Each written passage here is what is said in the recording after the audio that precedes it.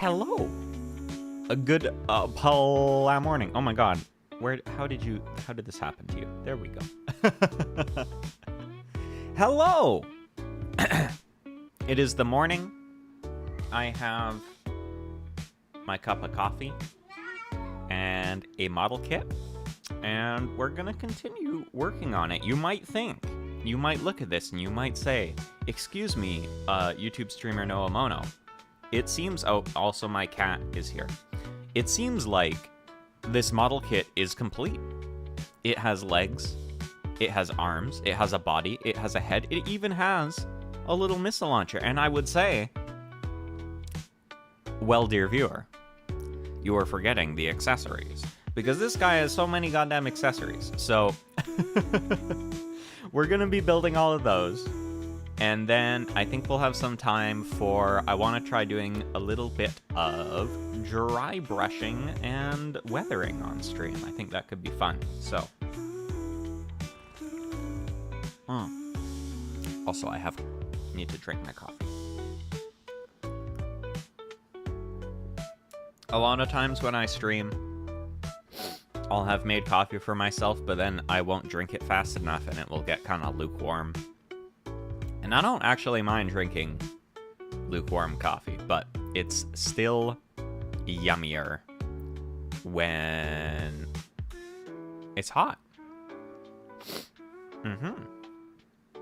Anyways, let us get down to a business. What have we got left to build here? I think there is... Let me consult the guidebook here.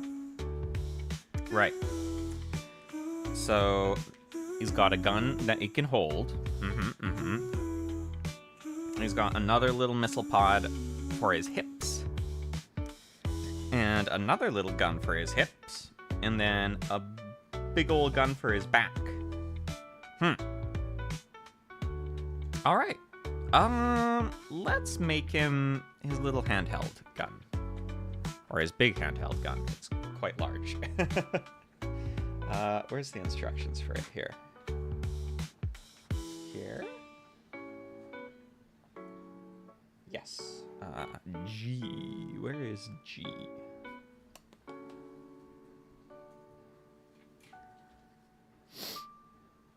Whew.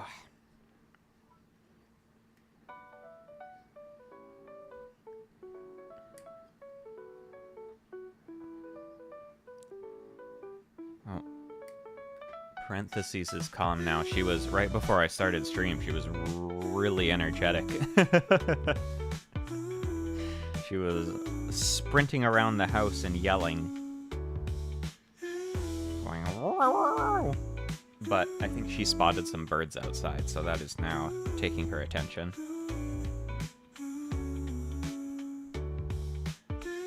Oh my god, the baby seagull update. They're getting so grown up now. I was watching them try to learn how to fly a couple days ago, and it was so cute. Because they're pretty much like full size, but they're still all gray. And they spread their wings out and they like jump up in the air and kind of try flapping them and testing them out. And they lift a little bit and then they kind of plop back down. They're so cute.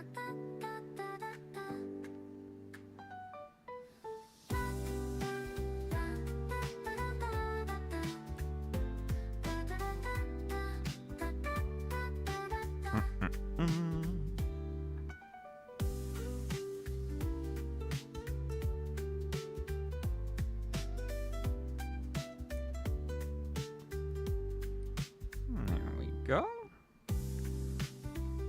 I don't know if I love how the handheld gun looks. We'll see once I put it together and see it for real.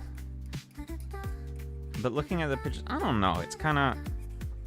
It looks like a Star Wars blaster, somehow, to me.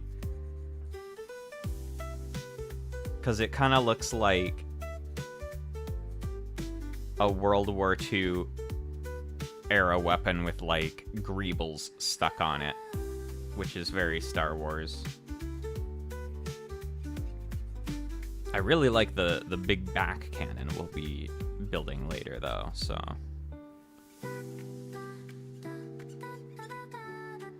Also, I didn't really actually check last night, but I sure hope I have silver paint to do the dry brushing. I'm like almost certain I do.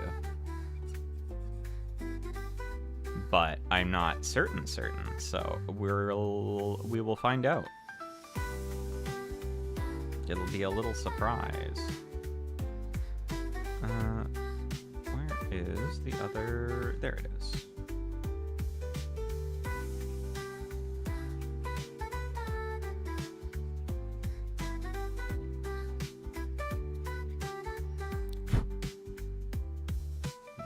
There's that all sanded.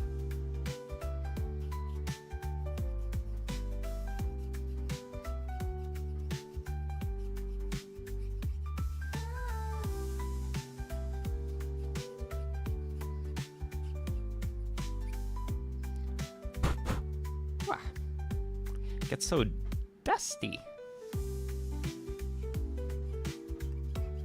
I wonder if there's long-term. I was meaning to say like health issues, but my brain auto-completed it to health benefits, so I'm just gonna keep going with that. I wonder if there's long-term health benefits to inhaling plastic dust from sanding Gunpla.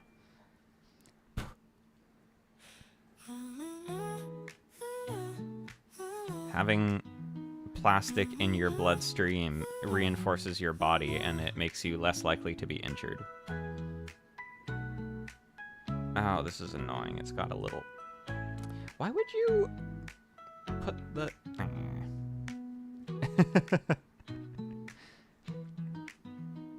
So this is... See why I'm making unhappy noises. Never mind. It's not going to focus. You won't see. But... So where this is cut off from the runner and I need to sand is like in here. But then there's little plastic nubbies that you want to keep here. And my sanding stick is big.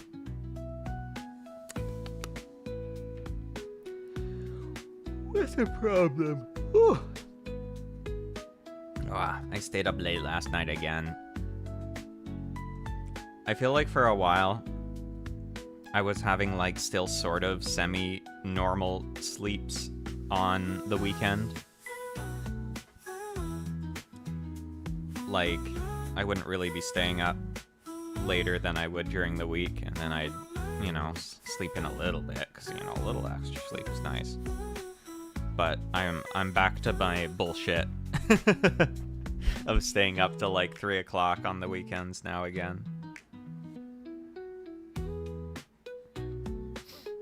I was playing, I'd never finished it, and so I went back to it. I started from the beginning again,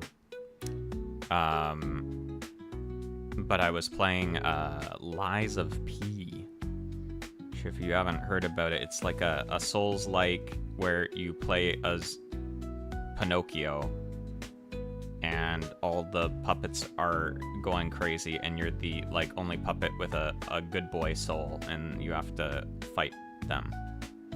It's pretty cool. It's like, what if Bloodborne, but you were Pinocchio?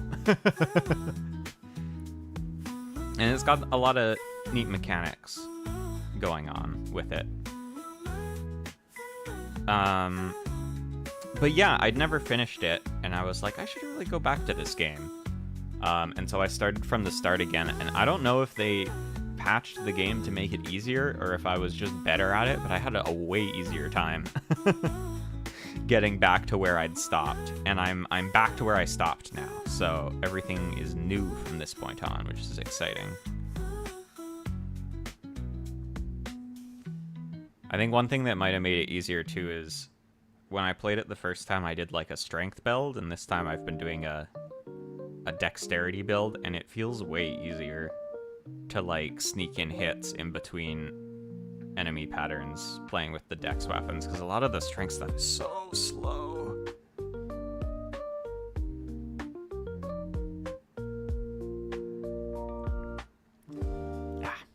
this piece up is troublesome. This might have to be good enough.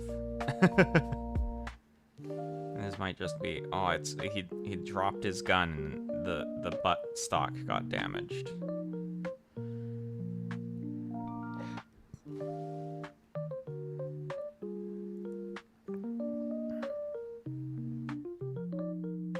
But yeah, Lies of P School, it's got this very interesting system with its weapons, where any like normal non-boss weapons you find consist of both a handle, which determines the moveset, and a blade, which determines some kind of more numerical statistics, as well as like reach and things like that.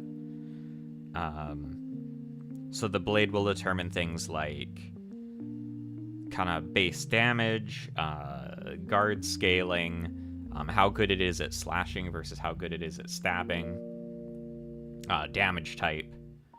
And then the handle will be the moveset and the stat scaling. So like if it's better with dex, better with strength. But then you can mix and match. You can swap any kind of blade into any kind of handle. And so you can do kind of some interesting things. Like you can get a little dagger that has a little stabby moveset, and then put a big old greatsword blade on it if you want.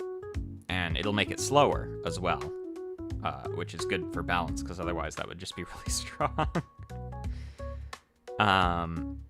But yeah, it's interesting in what it lets you do.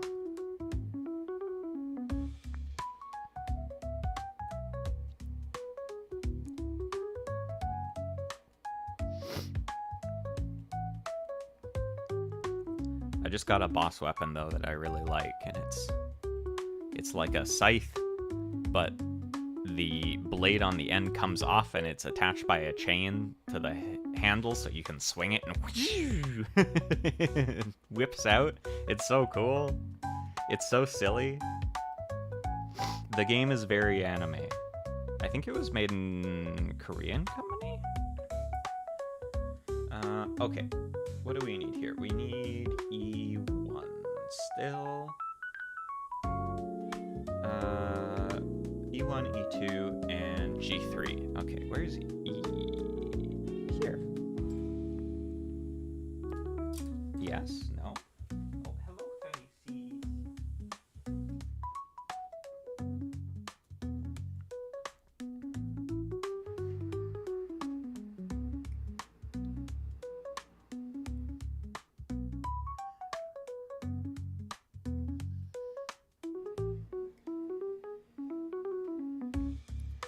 That and this.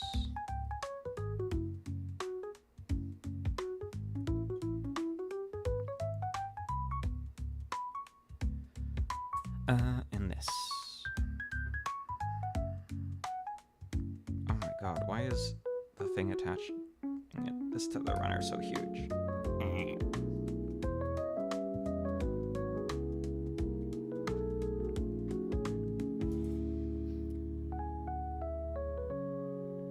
The nub marks on this kit, if you did not clean them up, would be so insane.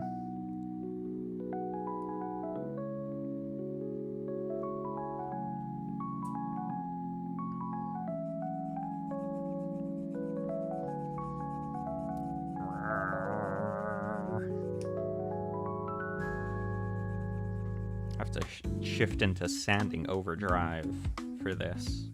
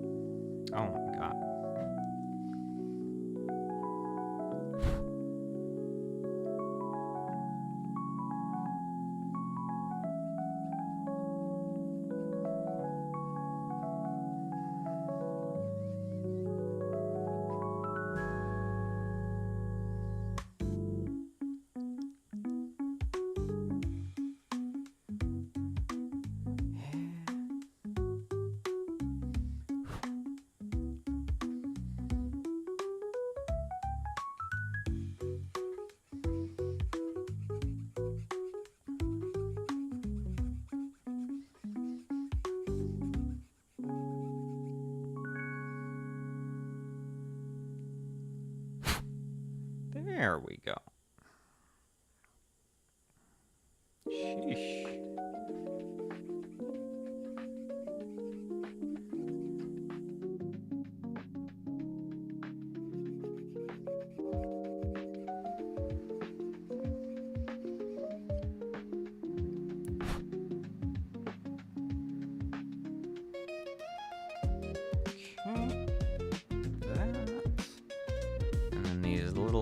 Gray gubbins.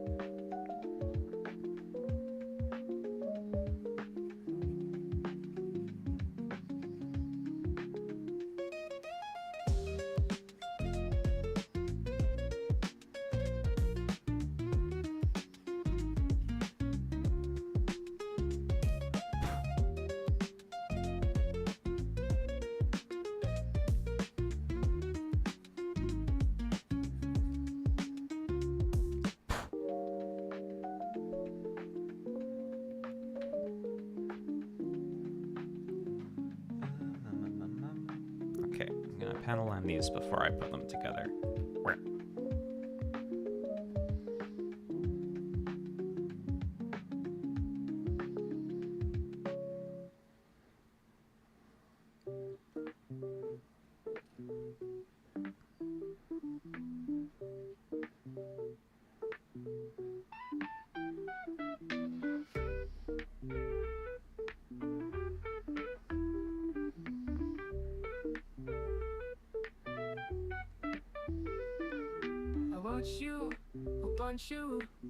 Oh my god, vocals.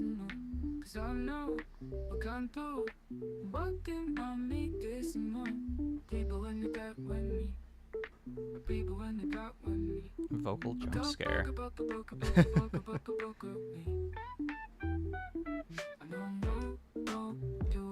Need a cute tip.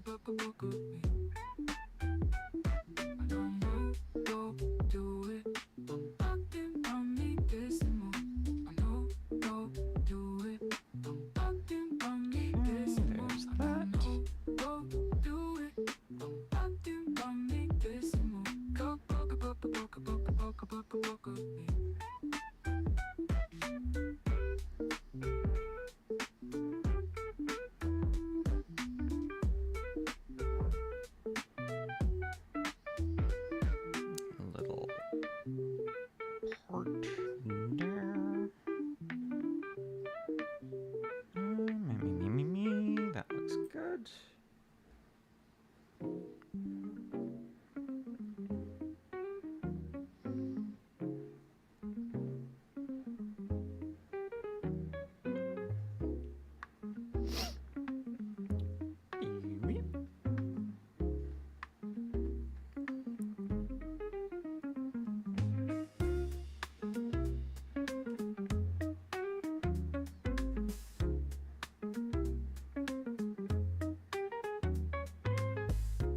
Okay.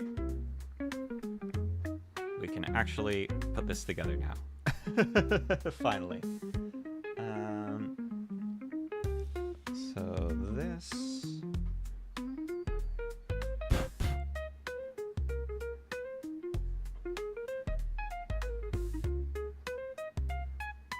It's gonna go into here.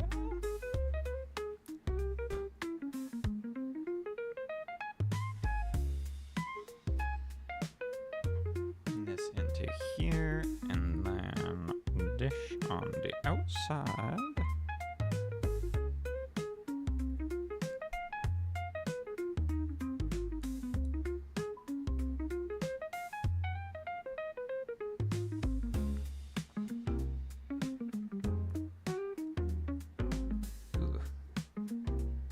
Mark's a little rough there. See if I can clean that up a little.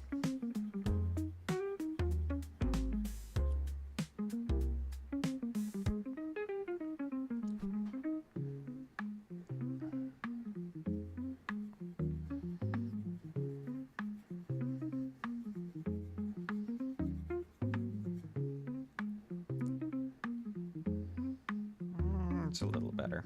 It's good enough.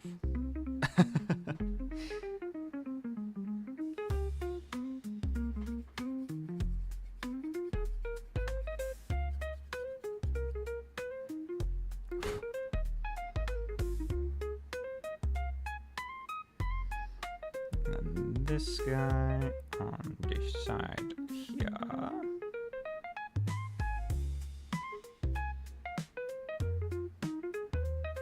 There we go. A little pop pop pop pop pop pop pop. A little brr brr brr brr brr brr brr brr brr. Put this in his hand.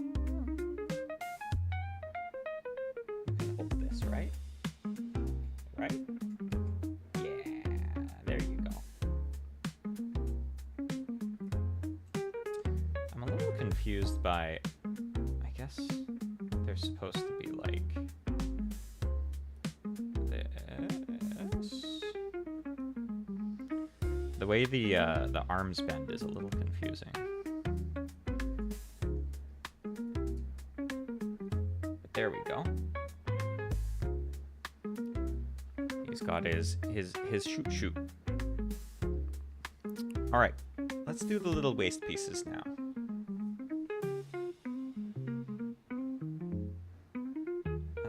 Where is the instructions for those? Yeah.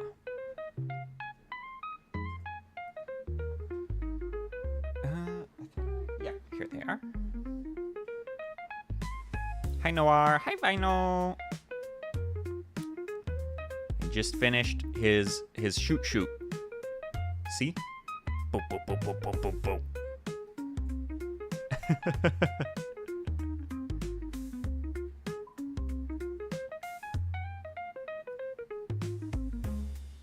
Yeah, his bangy bang bang. His rat-ta-ta-ta-ta-ta-ta. I'm gonna do the little... He's got some little weaponries on his hips. He's got killer hips, this guy. Gonna do those now.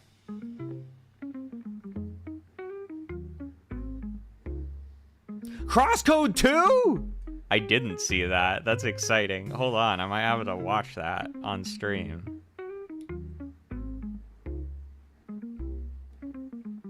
I did not see the Crosscode 2 trailer. Holy moly. Just when I thought I was getting away. Oh, I see. Same studio, similar vibes. Listen, they gotta put robot girls in it, and then we can talk. No, that's cool though.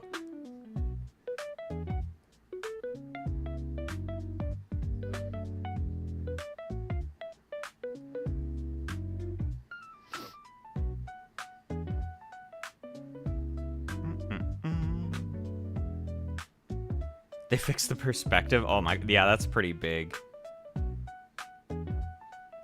Because Yeah, trying to... I think you mentioned it, and then that was what I ended up doing for most of the game, but it was like anytime you were trying to jump on something in crosscode, it was like, okay, hold on. Let me throw a ball first to make sure that I'm actually... I think this thing is where I think it is. Okay, the ball didn't bounce off. It's actually lower than me or at the same height. Okay, cool. Good. Awesome.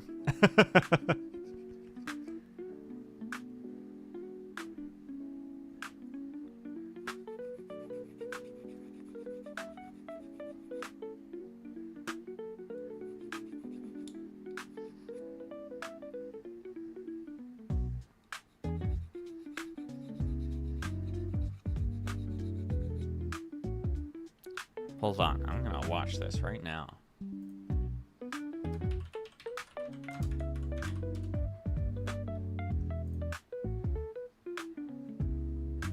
Project Terra. Oh. Oh, Alabaster Dawn. Oh, hold on. I gotta turn my desktop audio off. MC, yeah, she does look cute and vaguely Robo-Girl coded.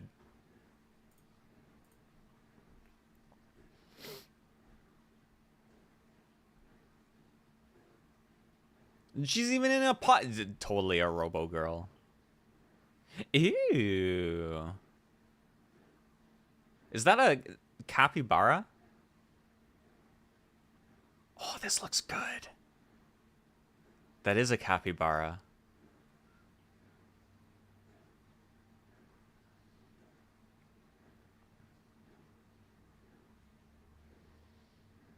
Oh my god, bugs.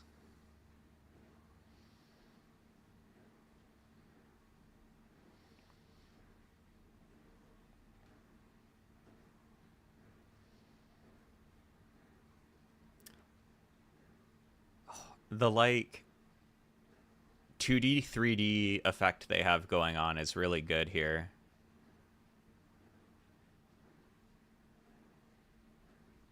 Oh my god, there's even a redheaded girl following you around. It's Crosscode 2, baby!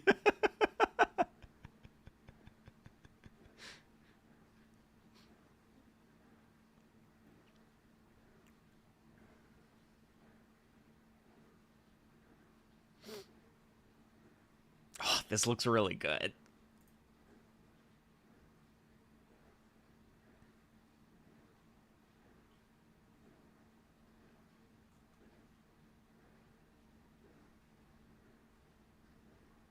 Hell yeah. Thank you for letting me know about that. The, yeah, you're right. The, like, 2D, 3D effect they have going on with the landscape looks way more clean and readable in a very good way.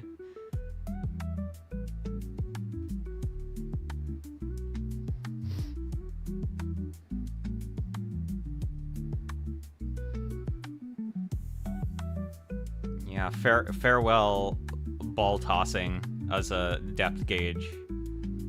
It's kind of like, you know, in FromSoft games, there's always an item where you can, like, drop a little pebble, and if it hits the ground, it means you can survive the fall. It's kind of like that, but if for every single ledge you have to jump over. Also, I never use those things. I always just jump off, and then if I die, I die.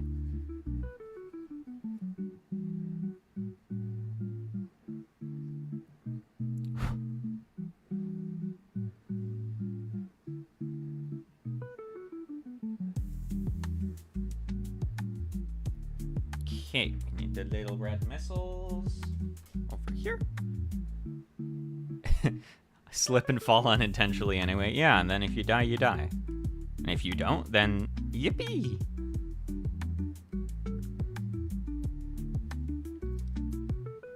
There's a funny system in FF14 for it does have fall damage, but if you're not in combat, you will never go below 1 HP from fall damage. So you can actually jump off any cliff in FF14 as long as you're not fighting anything.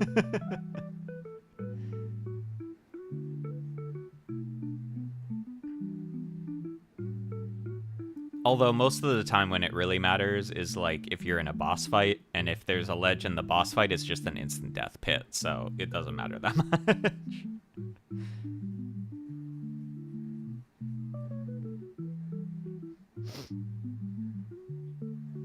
I did the third fight of the raid series, the new raid series in FF14 last night, and it was so fun. I really like this new raid series because it's basically just like an anime tournament arc, and I'm surprised that they haven't done that before because it's so perfect.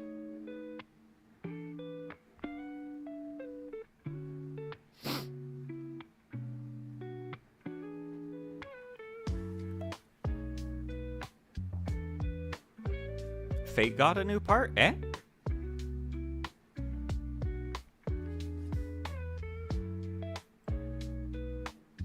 Like Fate Stay? Oh. Oh yeah, I was talking about Final Fantasy. Although they did just release the remaster of Fate Stay Night, which I know a lot of people have been talking about.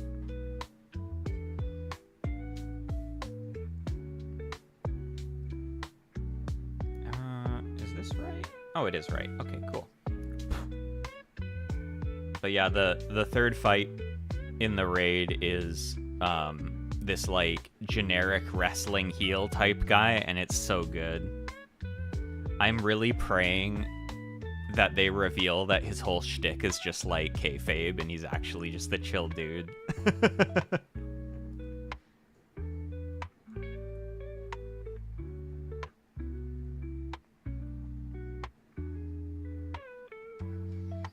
Like, there's a bit in the fight where he's like, I'm gonna drink this illegal potion to power myself up. And the robot referee comes over and is like, oh no, you're disqualified. And he breaks it and the crowd goes, oh! It's so silly. I really like it.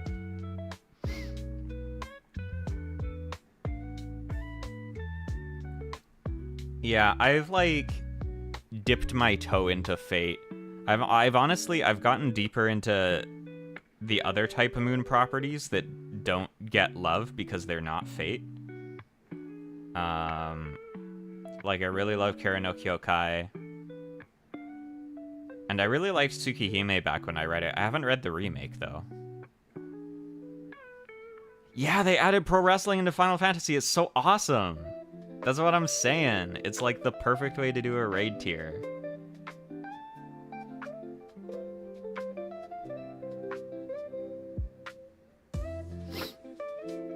One of his main mechanics is he does like big ass lariats across the stage, and then once he drinks his power-up potion, he does 2 back-to-back, and you have to dodge both of them. It's so sick. It's so awesome. It is funny too because I've been seeing... I didn't get spoiled on this guy. I got spoiled on the other 3 fights in the raid tier because they're all cute girls. And so everyone was talking about them on Twitter, and this guy is ugly as hell, and no one was talking about his ass at all. There wasn't any fan art of him, and I'm like, I love this guy, he's so funny. Why don't people draw and like him? We live in a society. Okie dokie. We have the little hip missiles. How do these attach on even? Just like a little spot for him in here.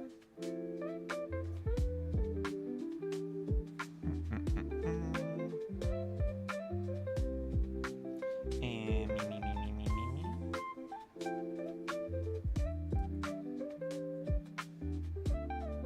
Yeah, just sneak him in there. Ah! I'm sorry, your arm fell off. I'll put it back on. Oh, I put him on backwards.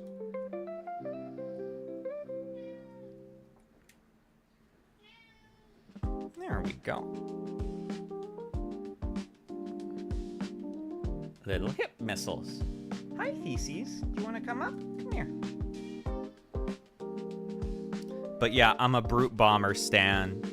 Everyone's talking about Honeybee Lovely, and I'm like, my boy Brute Bomber is an ugly asshole, and I love him.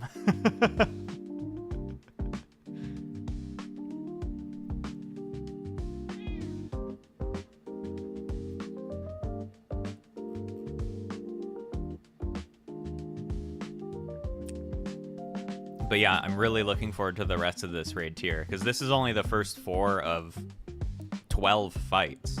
So there's going to be tons more stupid wrestling people. Even the raid gear you get from it is like, feels wrestling inspired. It's so awesome.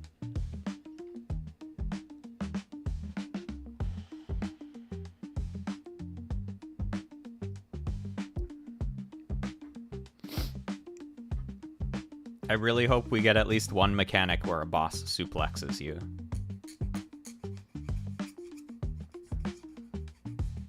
It's totally doable. They have the technology. They need to make it happen.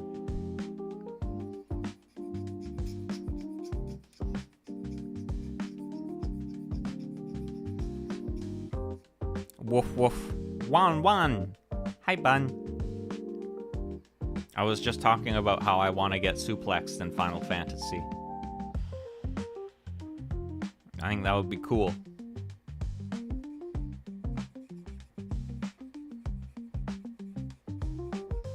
Yeah, they have the technology. There's an old fight called Byakko where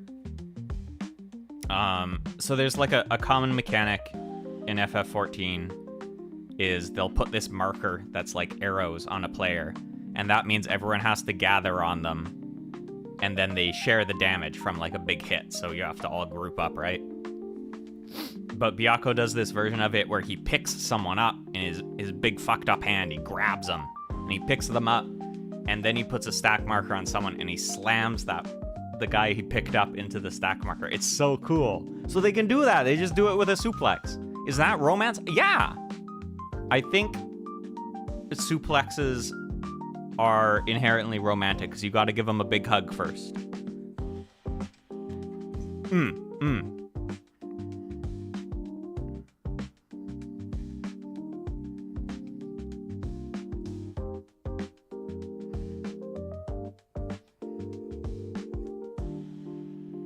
It's like a more complicated hug.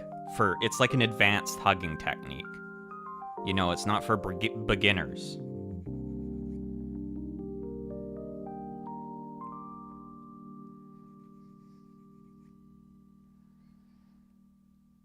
Really, most pro wrestling moves are like inherently super romantic because they're all about it's all about doing like a cool move to the other person, but you have to trust each other to do it properly so it doesn't kill you. And that's pretty romantic. There's a lot, you know, there's a lot of trust involved.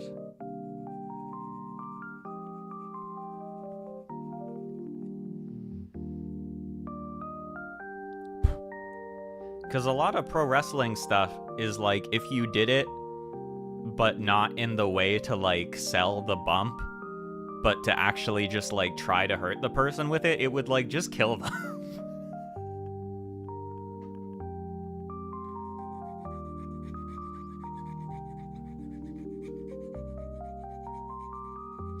Yeah, you hug and then you owie, but you owie as little as possible is the thing.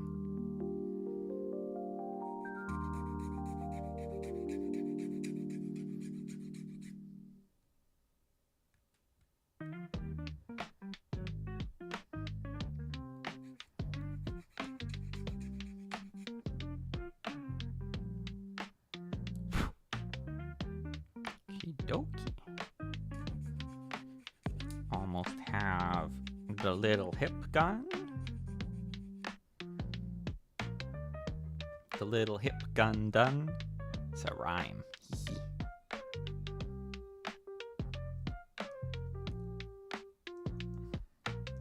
As little as possible. Yeah. It's like, listen, I really want to do this super cool attack on you, but I don't want to actually, like, kill you because I love you, because this is romance. So I'm gonna do it so that it hurts as little as possible, but it's probably still gonna hurt because it's a super cool, deadly attack. That's wrestling.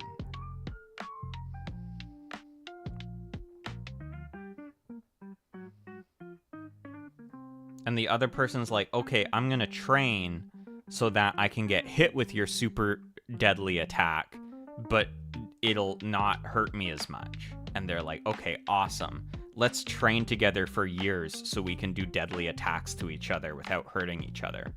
Like, that's yaoi!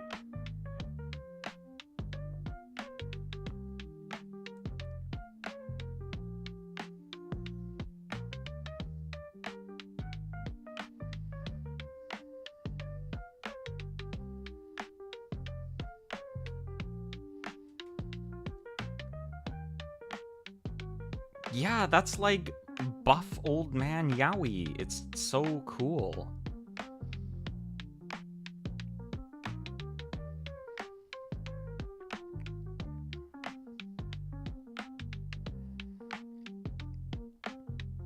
Oh my god, so back to Final Fantasy. I finished the main story for the new expansion, and I was not expecting the levels of Doomed Yuri that were present there, but oh my god, it was intense.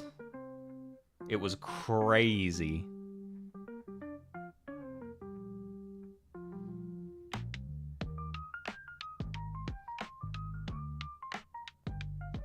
In the final boss fight, there's literally a girly jumping onto another girly and being like, stop, this isn't you. And she's like, you don't know anything about me. And she's like, I know you now more than I've ever known you. And I was like, oh my god, is this allowed?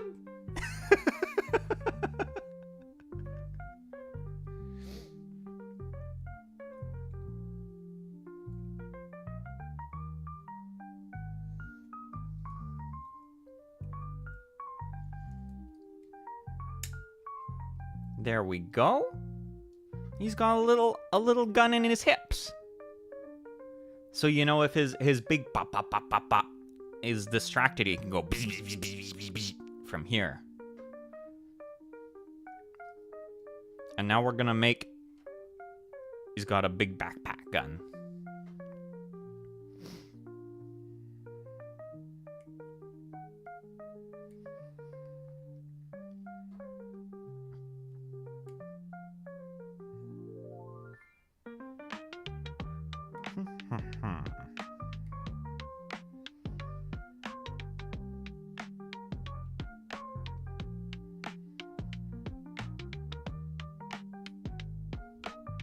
Backpack? Yeah, he's got a little backpack, see? Put his school supplies and his ammunition. Yeah, he goes to school. He's got to learn his algebra. And handwriting. Do they still teach handwriting in school? I hope they don't. When I was in school, we had to learn handwriting, and that shit's so useless. Oh my god.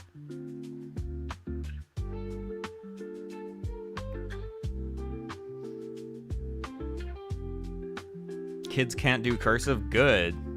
Cursive sucks.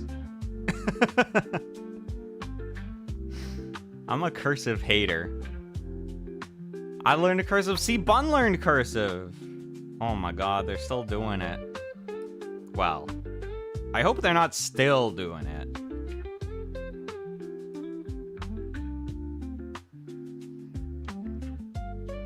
I remember in elementary school, we had so many classes where they were like teaching us how to draw all the letters in cursive, and we do like drills where we just did the same letter over and over so we could do good at it. The younger cousins are still learning it? No!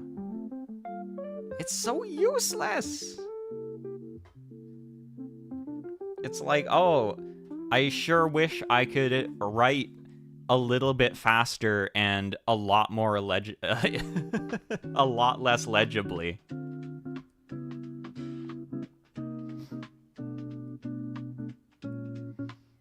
I sure wish I could improve my writing speed, with the end result being that people have a harder time reading what I wrote.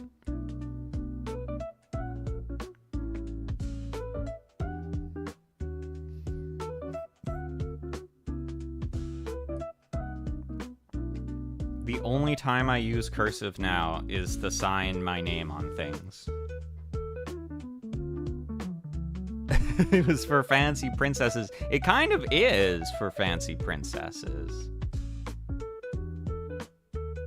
Like, I think that's the one reason to learn to write cursive, is that it does look fancy. And you can do it, you know, the little loop-de-loops and stuff. It's kind of fun, but, like, come on.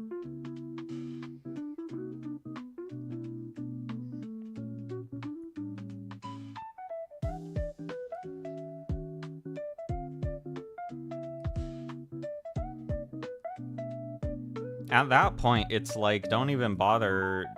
Teach them, like, calligraphy or something. Make it into, like, an art class. Then it's cool. I think if you're writing in cursive for it to look cool, that's valid. But if you're doing it as, like, a functional thing, like, get out of here. Just type. I'm a cursive hater.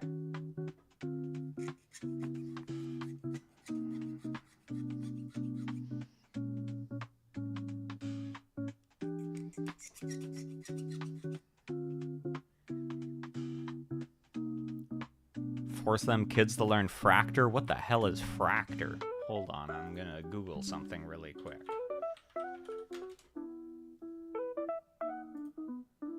Oh. This shit. It's like the... It's like the fancy book writing. Car and cursive, my classmates. Oh, her C's look like E's. Her C's look like E's.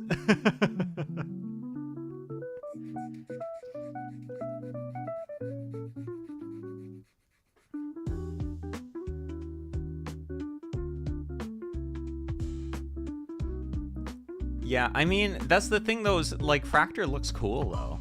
I didn't know that's what it was called.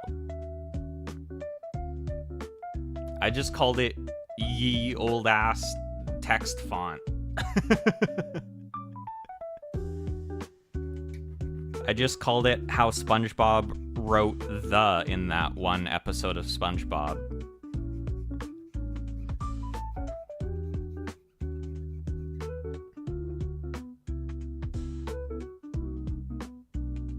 Once upon a time font. Yeah.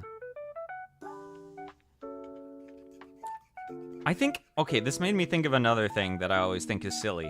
Signatures. Signatures are so weird, right? Because you can just change your signature whenever you want, and your signature can just be whatever you want it to be. What's the point?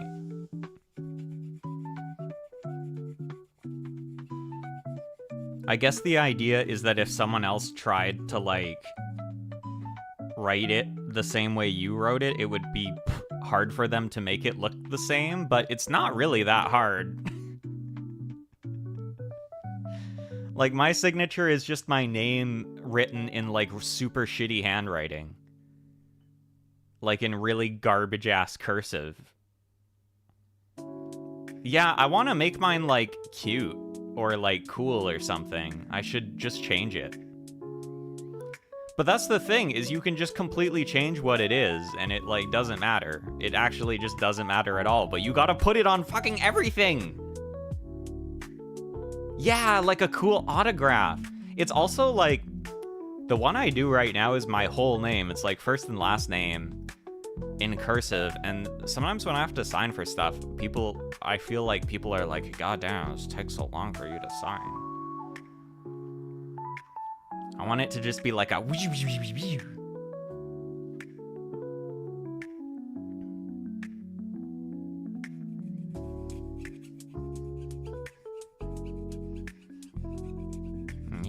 have like a star in it or something, you know? Or just draw like a little happy face on it, and it's like, yeah, that's my signature. What are they gonna say? No, it's not? Yeah, it is. I think I know what my signature is.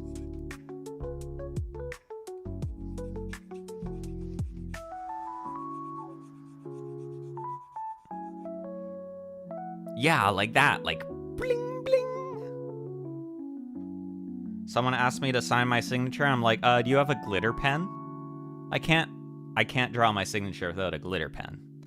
That's a important part of my signature.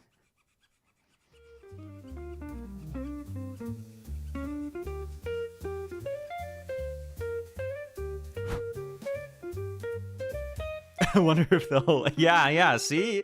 We're on the same wavelength here.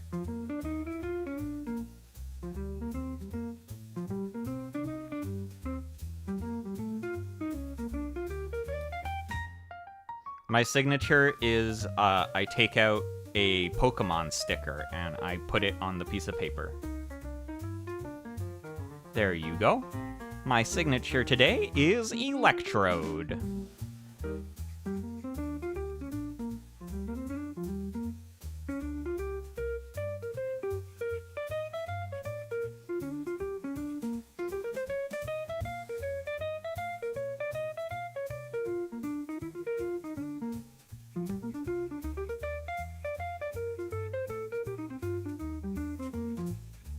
But yeah, it's a little bit silly.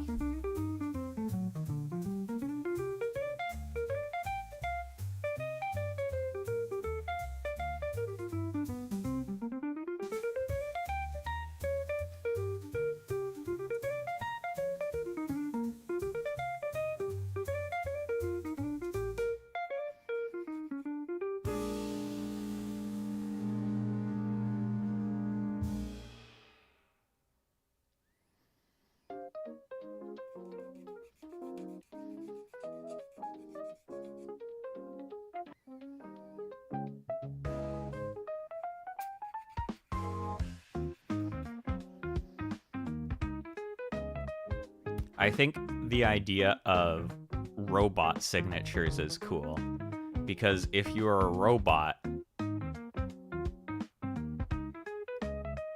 you know, you could have like a super complex signature that you're programmed to do, and it would be hard to replicate. I guess another robot could just scan it and then replicate it perfectly. Never mind. Digital signatures are the way to go still, I suppose.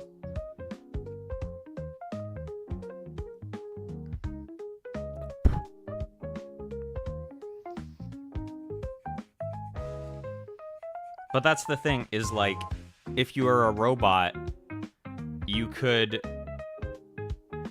like literally physically sign a public key of a cryptography key on something, and then a computer could scan it, or another robot could scan it and apply the secret key and see if it matched. Like, it would work. You could do that. It would be cool.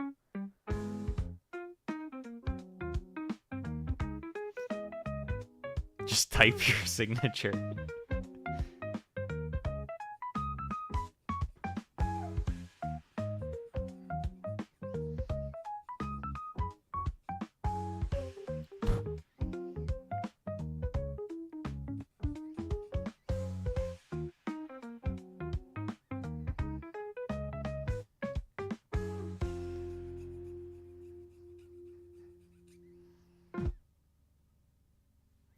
Did you know in cryptography they talk about Eve all the time?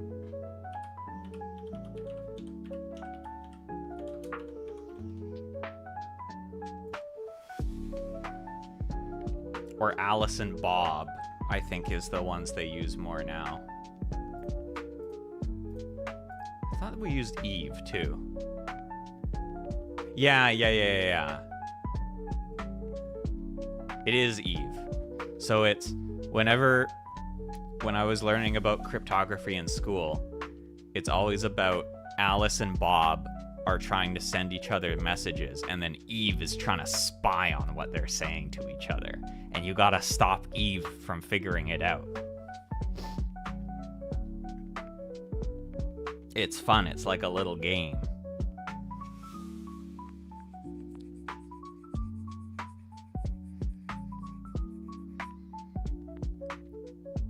And Alice is like, go away, Eve. I want to send my secret message to Bob. And so she uses a 128-bit cryptographic key to encrypt the message.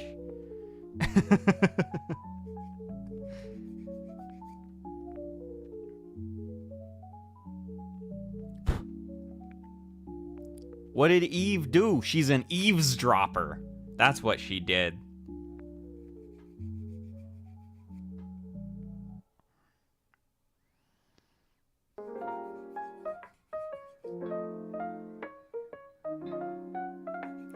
Yeah, that's why she's named that. It's Eavesdrop.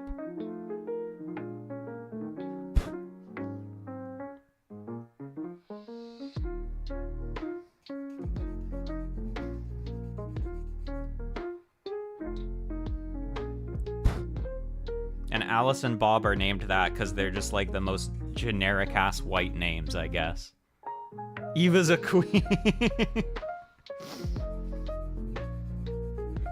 Yeah, well, I mean, part of cryptography is also figuring out how Eve could spy on the thing, so maybe you can think about it like you're helping Eve instead.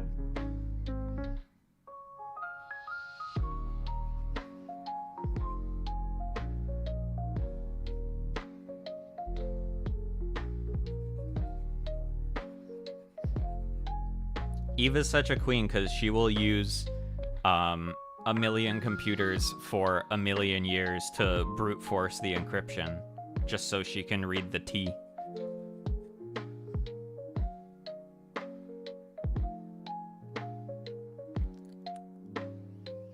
Okay, I think we got all the little bits all sanded here. Wait, where's the instructions for this? Ah, here.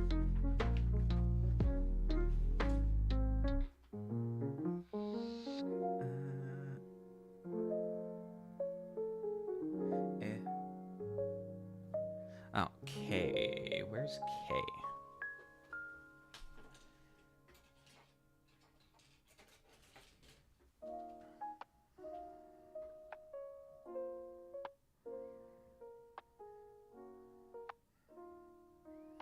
This is so fun. Look, it's got this rubber piece. It's all wiggly.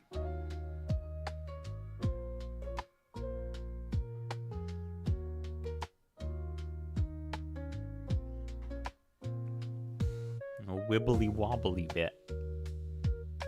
Yeah, you can.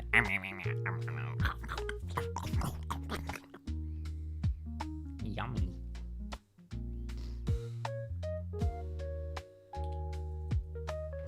It does. It looks like a gummy.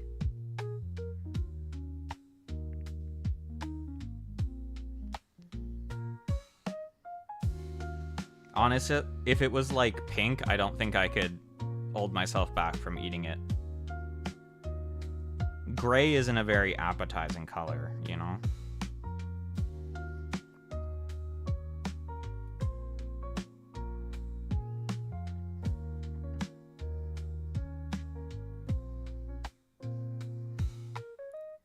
You look at something that's gray and you're like, they didn't even add the toxic food dye to this. It's probably gonna taste bad.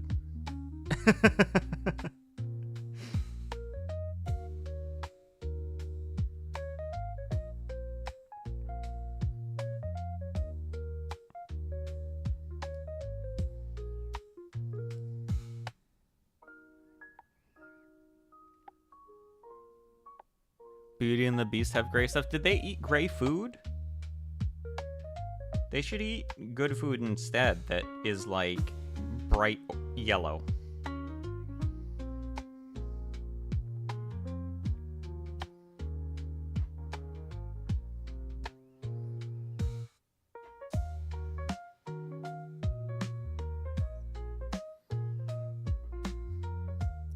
This makes me think of, I made a new cocktail last night, or not last night, the night before. And it was really, really good, but it looked so gross. Because it had cream in it.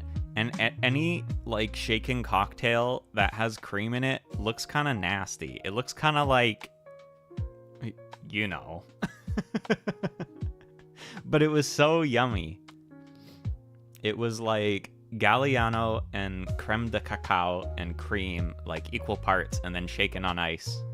And it was so good. Galliano is so good. It's like my new favorite mixing liquor.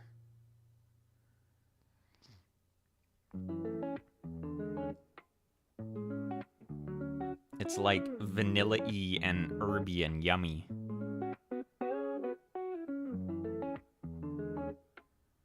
And then you have chocolate in there too, so it's like vanilla chocolate milkshake. Oh my god, it's so good.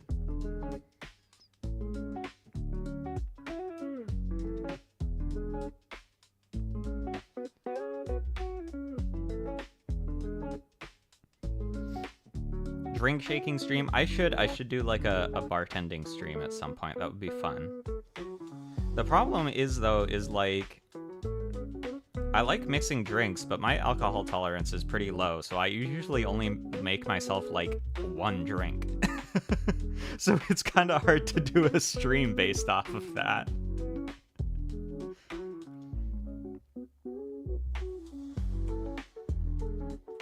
Oh, what if this part was silver? Oh, that would look good.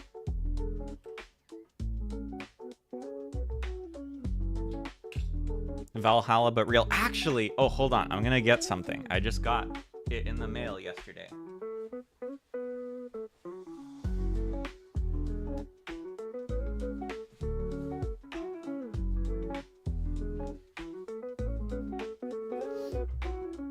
Look what I got in the mail.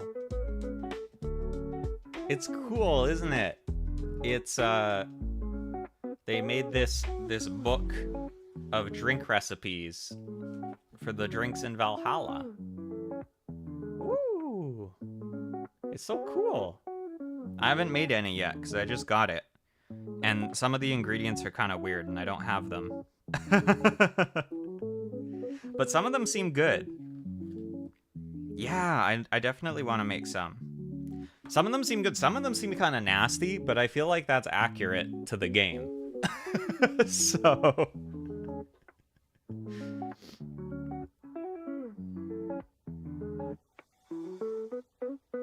oh, here it is.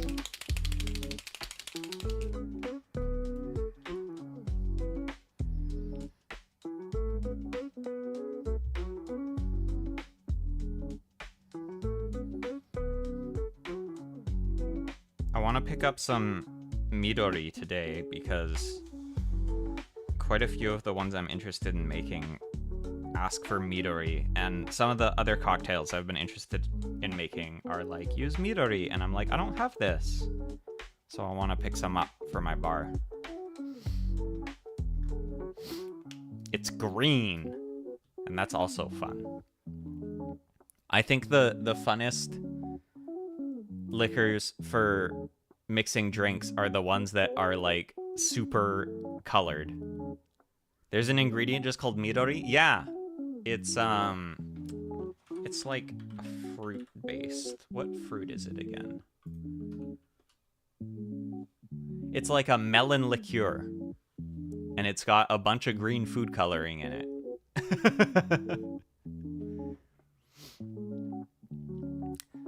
But yeah, the one that I've been obsessed with recently, Galliano, has a bunch of yellow food coloring in it. And it's really yummy too. Oh, I can show you what it looks like actually. I think it's just...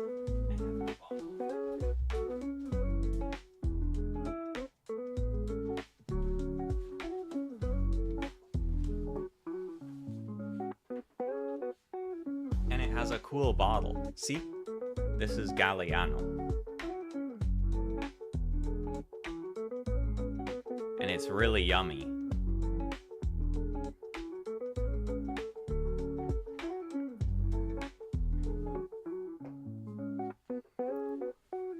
Yeah, it's really vanilla-y and like herby. It's so good.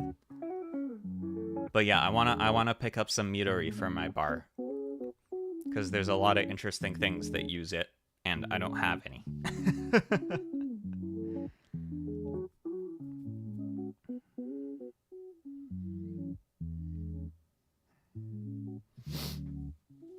I found some creme de violet a couple weeks ago too, which was very exciting because a lot of places don't carry it. But it's super purple.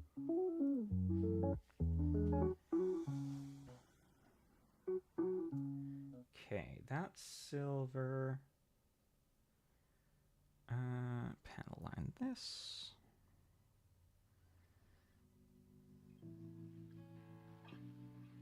I'll be green after doing the green drinks. Yeah, I wonder if it turns your tongue green. Yeah, the green... See? Oh my god, the same brain cell. The green tongue.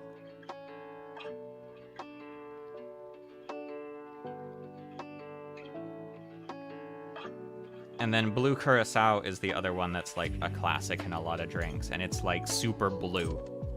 It's like, I always call blue curacao like mini golf water. Because a lot of mini golf courses I've been to do this thing where they like dye the water in them like bright blue. I don't know if that's a thing in other places, but it sure is here.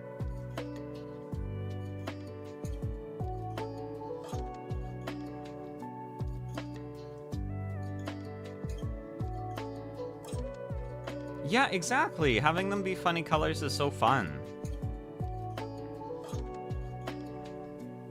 And then it's fun too because when you mix them, you can like pour them so they mix into each other. Never been to mini golf. Oh my god, mini golf's so fun. Mini golf is awesome.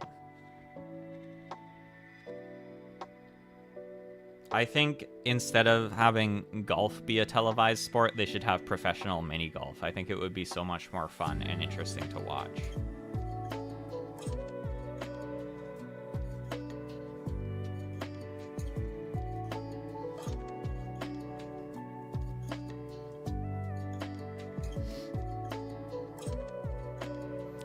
But yeah, like there's this drink called the Blue Lagoon, which is like blue curacao and lemonade, and you just pour the blue curacao on top and you have lots of ice in, so when you mix it, you get like this gradient of like the blue to the yellow. Oh, it looks so cool. It's so fun. It's like, I don't know if y'all did this when you were small, but I did this, is like making potions. Just getting like food colored water and like putting them into each other and being like, I'm making potions, and like putting like fucking mud and stuff and water and being like, I'm making potions. That's what mixing drinks feels like, but then you actually get something yummy at the end.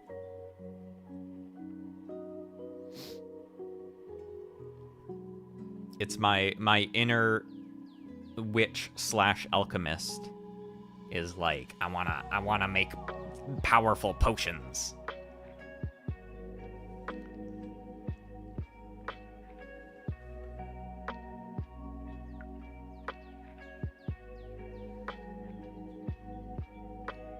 Guinness and Mountain Dew? That sounds...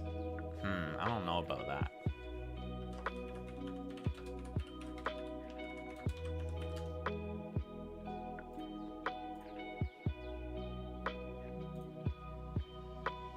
Oh, that looks kind of... I don't know about that. Actually, that does look kind of cool.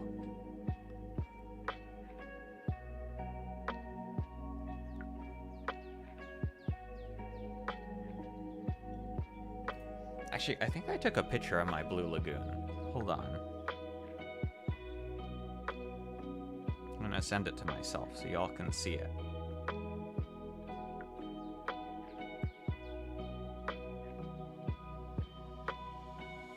Actually, man, I heard about this app recently that I was gonna check and then I didn't. Or not even recently, like a while ago, that let you send pictures from your phone directly to OBS, and I was like, oh my god, that sounds so useful, and then I just didn't look it up.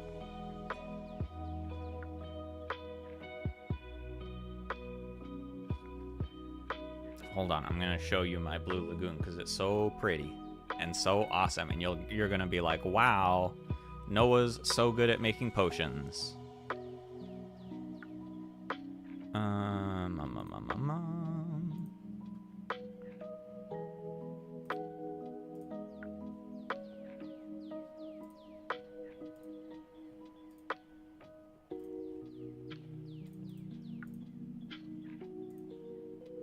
Monster, ew.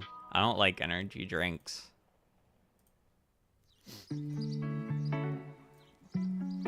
One of my friends really likes making Jaeger bombs, and I think those are like the nastiest things you can drink. Oh my god, this picture is so big. Hold on.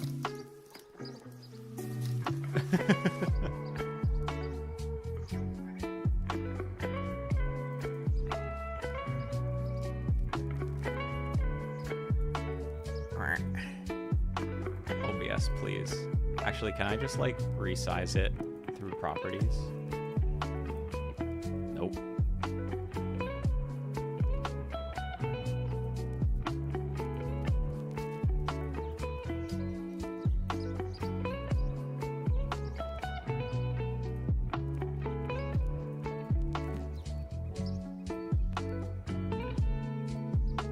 There's got to be a better way to do this, but I don't know what it is, so we're gonna do it this way.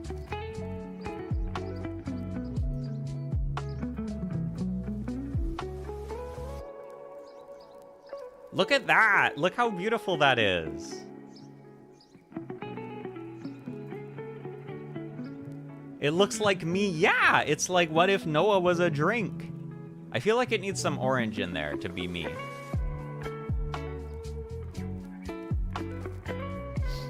My big problem with, my one big problem with mixing drinks is that I don't like orange juice. I don't like how it tastes. And so many drinks are like, use orange juice, and it looks cool because it's orange. And I'm like, but I don't like orange juice. It tastes yucky.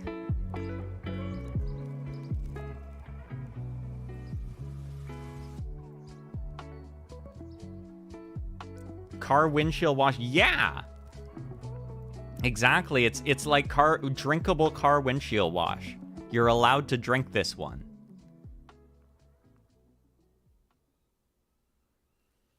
Yeah, and yummy swirly ice cubes is so good. So yummy. Anyways, I need to build. I got distracted. I wanted to show off my potions and I got distracted.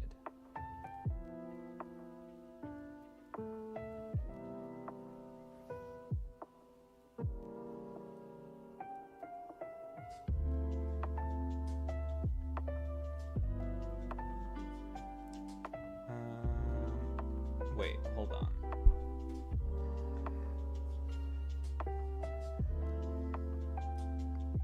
Like this. Wait. Oh.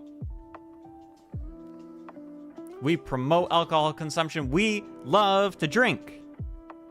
Drinks are fun to look at and fun to consume.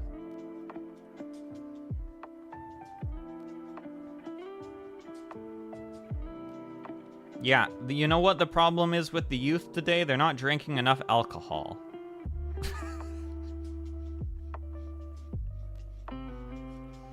This message is not legally binding.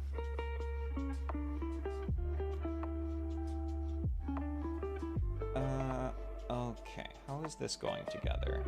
Like, actually, though.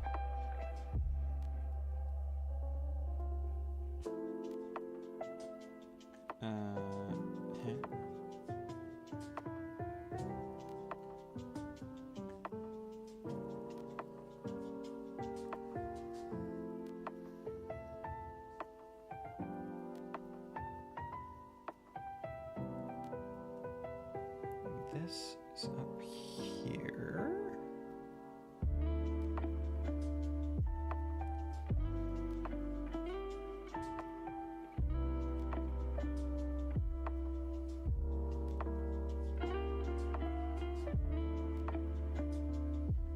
Yeah, soju's yummy.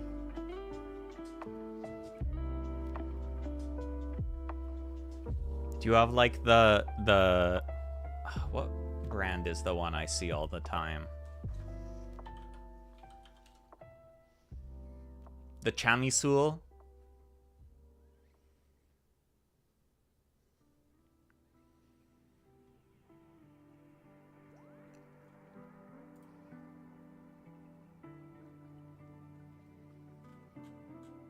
Soju? No, soju's not expensive.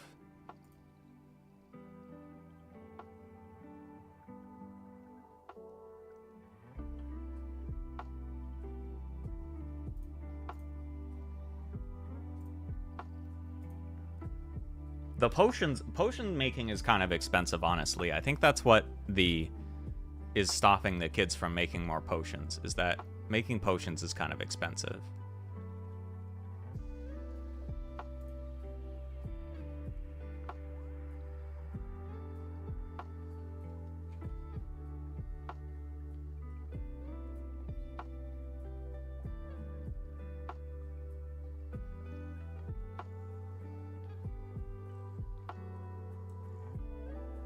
Okay, so that's like that.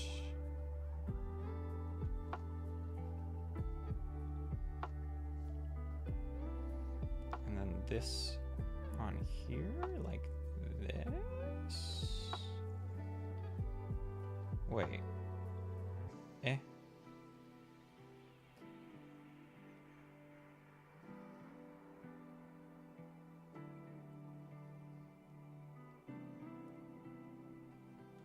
Hold on, I might be confused. Where's the other end of this supposed to go?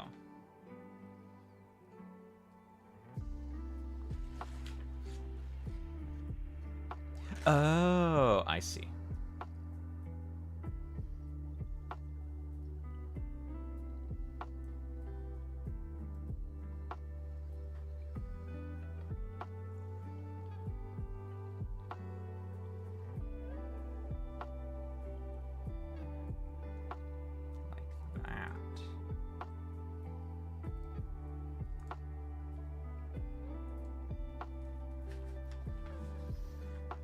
Yeah, I feel like sometimes flavored soju is really yummy, and sometimes it's just like really artificial, and then the artificial plus the alcohol is like, eh.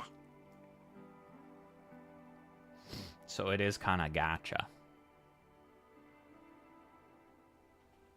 Okay, and then this goes on. Oh, and this guy we cut out goes over here.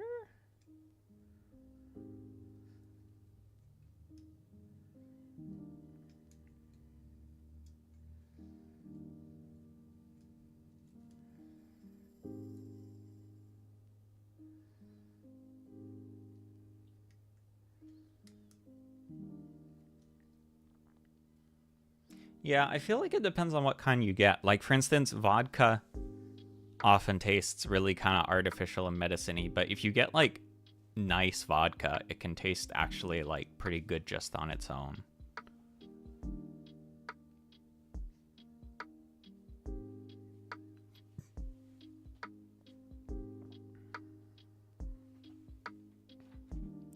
And which way does this go? This way.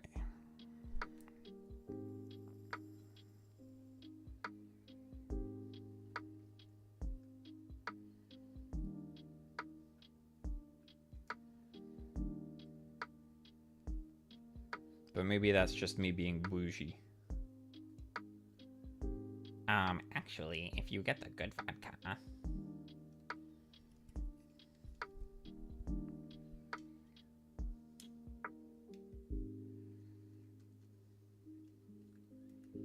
Alcohol, medicine equals alcohol. Therefore, alcohol equals medicine.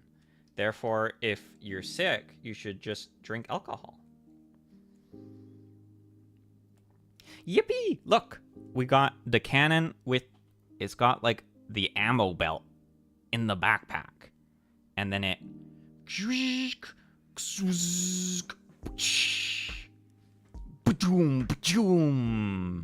So cool!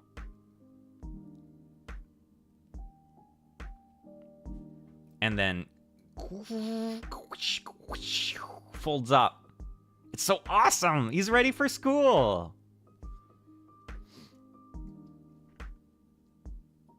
Honestly, this guy looks so awesome. I love how chunky he is.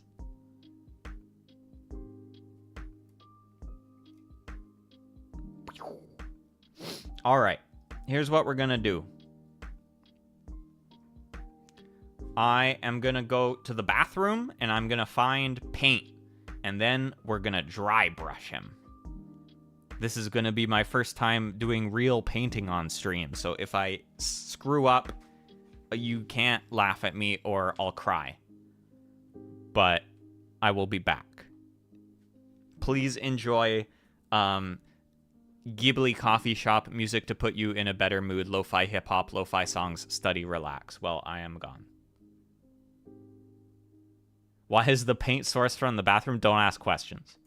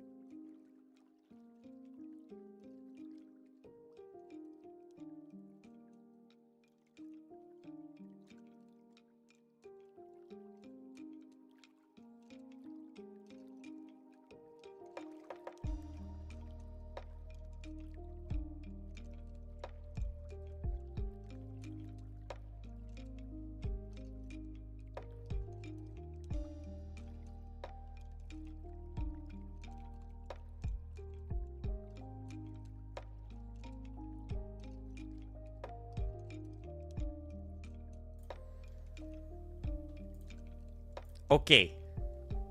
I think we're all set. I have paintbrush. I have paint. I have thinned it, hopefully the right amount.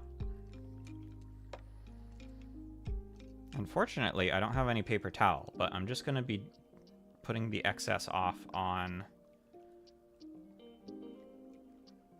cardboard.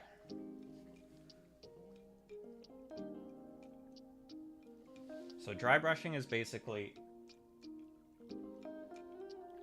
you put paint on your brush and then you wipe off most of it. It's oil paint, it's acrylic.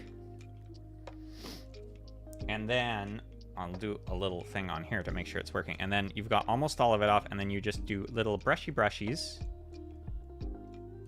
And it just sticks to the parts that are kind of raised up, you know? Woo, woo, woo, woo, woo. Wish, wish, wish. And the edges. So, let's start with his gun, because I don't like his gun that much. So if I mess up, then I won't be that sad. Just do some little... Ooh, that's maybe too much paint still.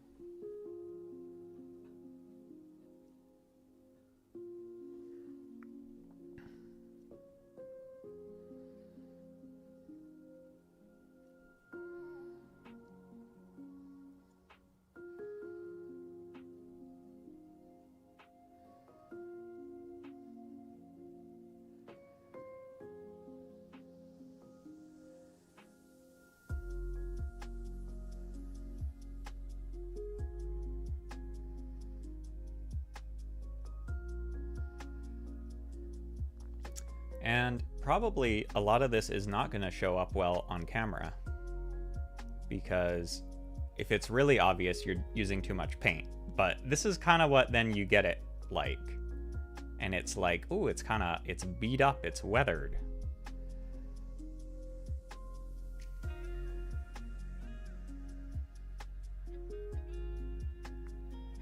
And the little details pop out more.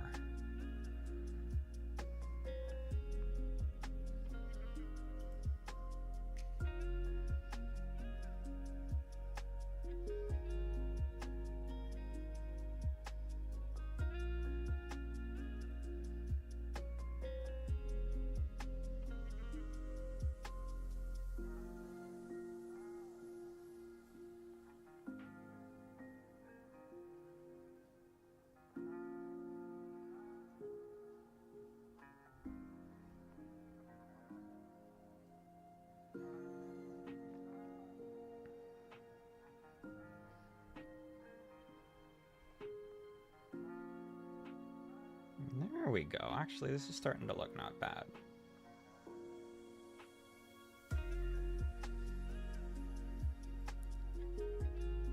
Dark brown, then put silver on top. Yeah, I like to do like silver first and then do kind of like dirt and stuff, because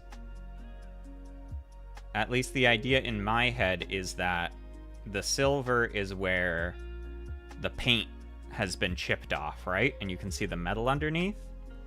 And then doing like brown and kind of grays and stuff like that is kind of dirt and rust. And that's on top of where the paint has chipped. Like layers in Photoshop, kind of.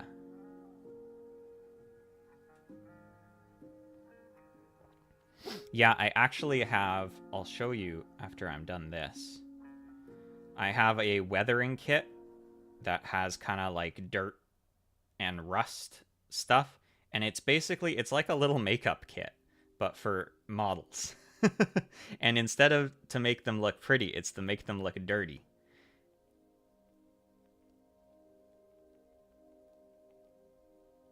But I like to do that on top of, like, after I've done the dry brushing.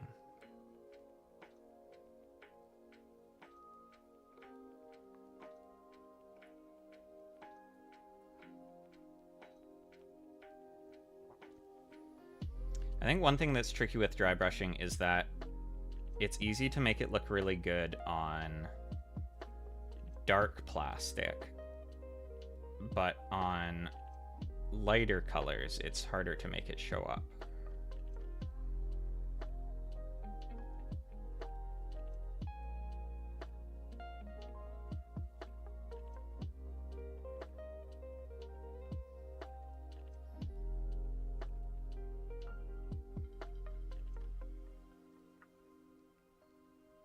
There we go. This is looking pretty nice, actually.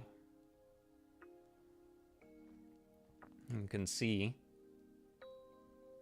it's probably hard to see on the webcam, but it's all beat up now. Oh, he's been using this. Oh, this isn't fresh out of the factory. It's all used. I'm gonna put it aside here. Here, I'll get my dirt makeup. Where did I put that?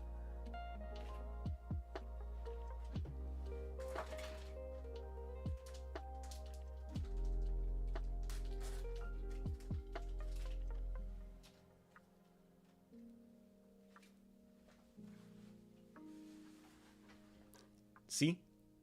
It's like a little makeup kit.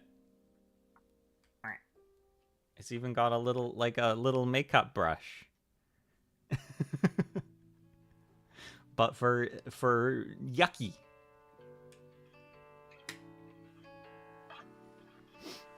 Yeah, he dropped his gun on the school playground. Alright, so I'm gonna take his limbs apart to make it easier to do the limbs.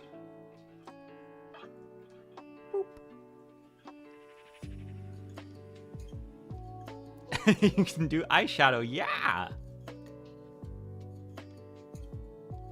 Alright, let's start with a leg.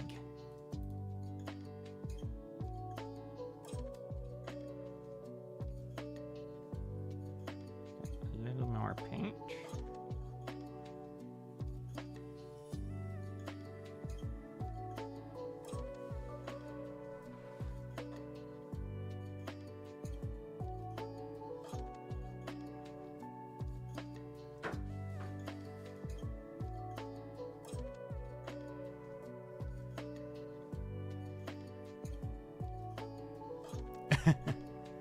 What's up? Hey, we're doing weathering.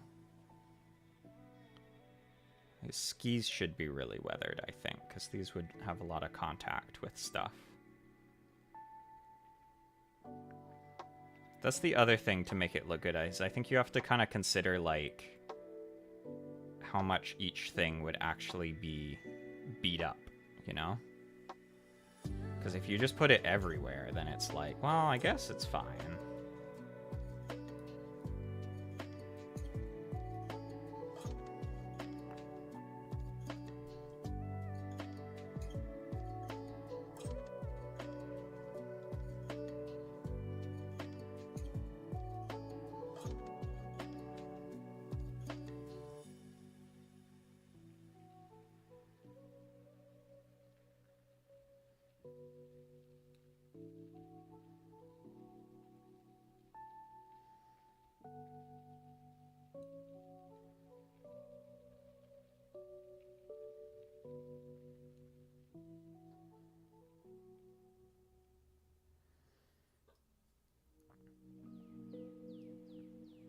Weathering with No.A, yeah!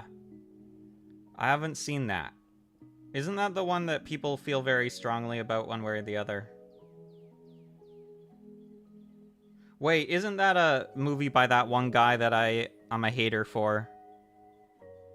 I don't remember his name. The guy that makes the really pretty anime movies.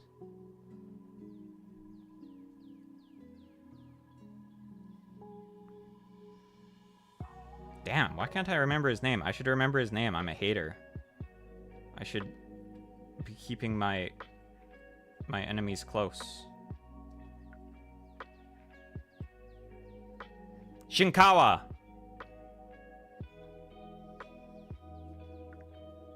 I think.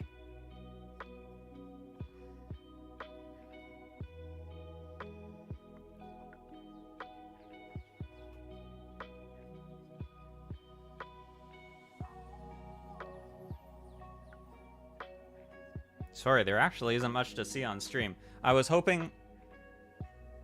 I was like, oh, I can show y'all how I paint, but I kind of need to hold it, like, close to my face.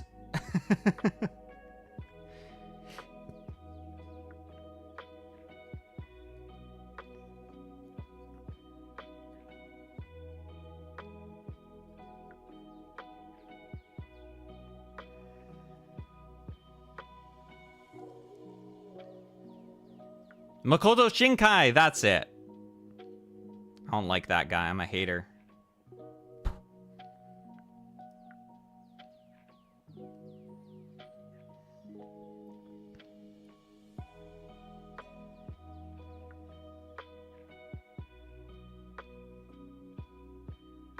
I think he's a hack that just tells the same destined love story over and over, and everyone likes it because it looks really pretty.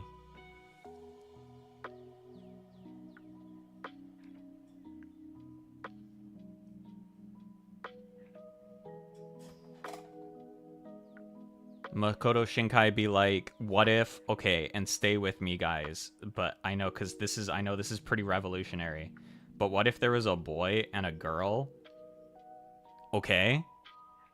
And then they're like, and then he's like, yeah, and some other stuff, I guess. But the important part is that there's a boy and a girl, and it looks really nice. And everyone's like, oh my god, you've fucking done it again.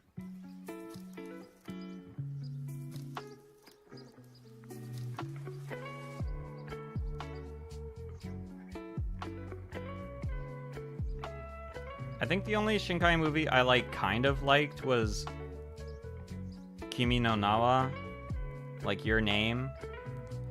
But at the same time, I was like, damn, this would be so much better if it wasn't by Shinkai. Yeah, like, I thought Your Name wasn't bad, but I also felt like there was so much more interesting stuff they could have done with that concept, but then they didn't because it was a Shinkai film.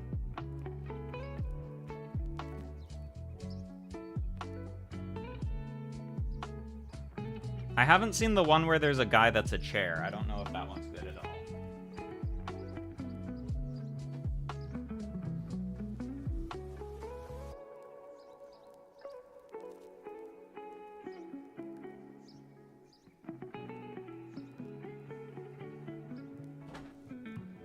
You shouldn't watch any of the latest ones. Alright. I might watch them just to be a hater, honestly, though, because, you know, it's in my nature.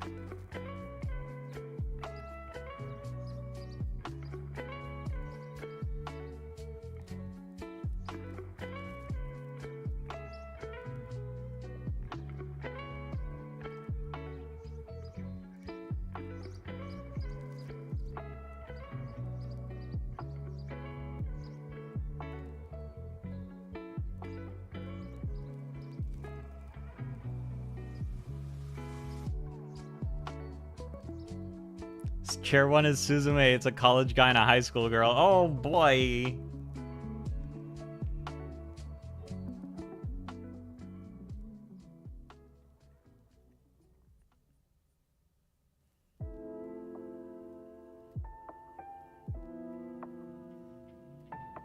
Yeah, I don't like that. I don't like that guy.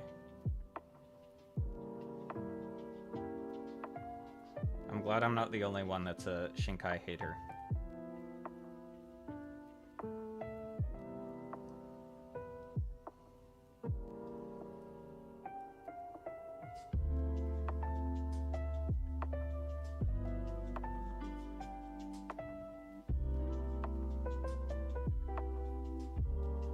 Only they understand each other. Oh my god. It's destined to be. Wow. It's like if... Imagine like Momoro Hosoda, but like not good. And then you get like Makoto Shinkai. Sorry to any other people in chat if you like Makoto Shinkai's movies, but he's my enemy, so please understand.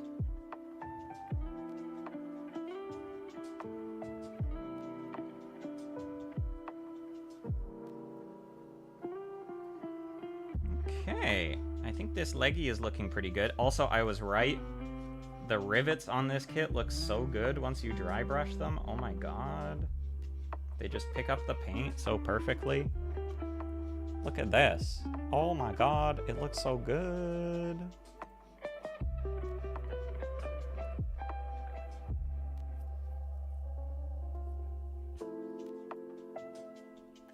I think that's the thing that makes me the most upset about those movies, is that there's a lot of potential. Like, there's usually something interesting going on in the plot, and they look really pretty, and I'm like, damn, if I didn't dislike the story, this could be really good. It's like, if something has good aspects, but then other aspects I dislike, I will dislike it more than if it was just completely dislikable, you know? Because it feels like a waste.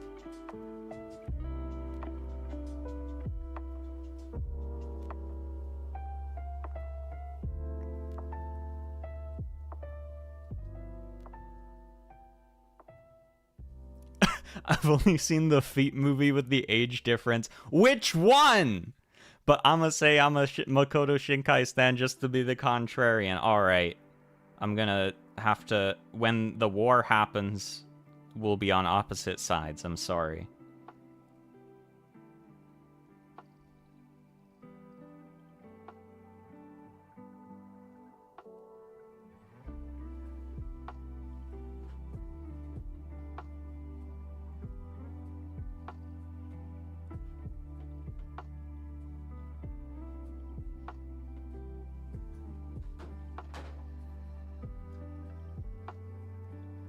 Garden of Words, yeah, I think that's it. I haven't seen that one.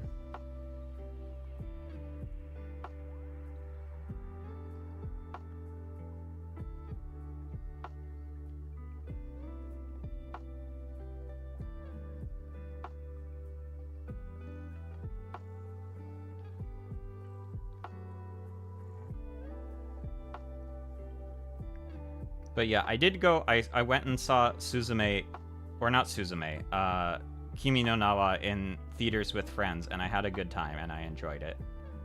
And that's the highest praise I'll give any of his films.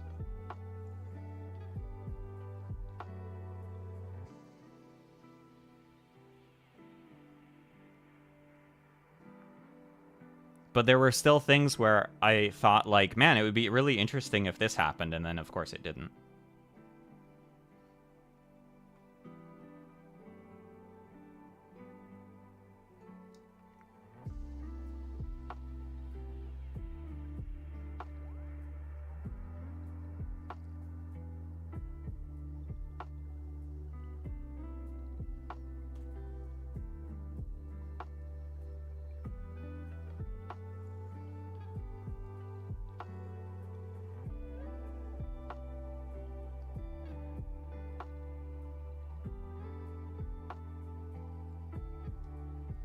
Is that a gun, the long-ass barrel? It is! This goes on his back. It's so cool. Also, it folds.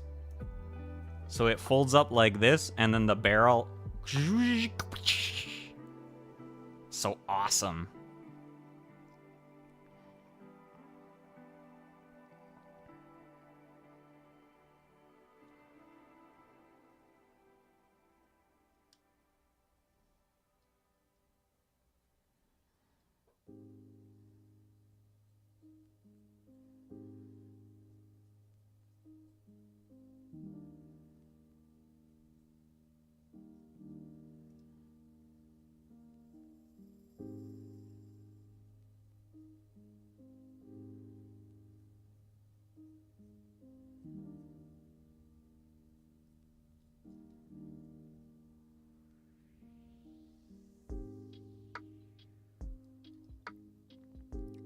What's the logic for the barrel? Well, it goes on his back, so if it was straight out all the time, it would, like, get in the way.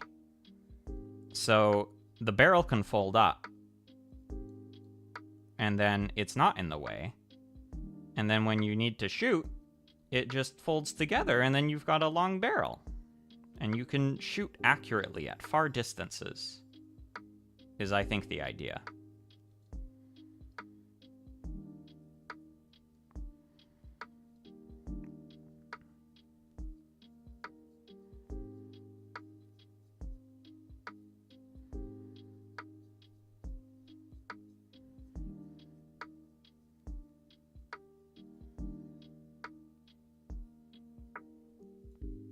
Oh, why long? So you can shoot accurately at long distances.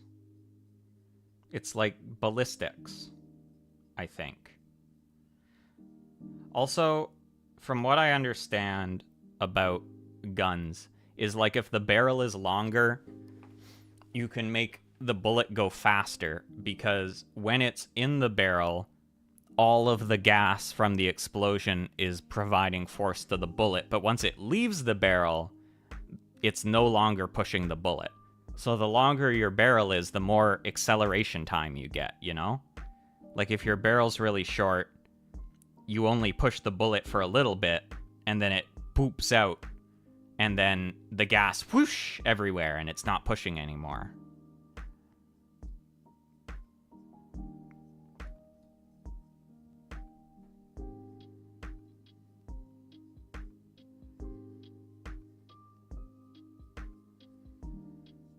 That's why when you see like big artillery, they've got like the really long barrels on them. And yeah, it's like more accurate. It's because it's pushing it straight. Once it leaves, it can be wobbly. But if you get it going really fast in a straight line, then it's not gonna go in a different direction.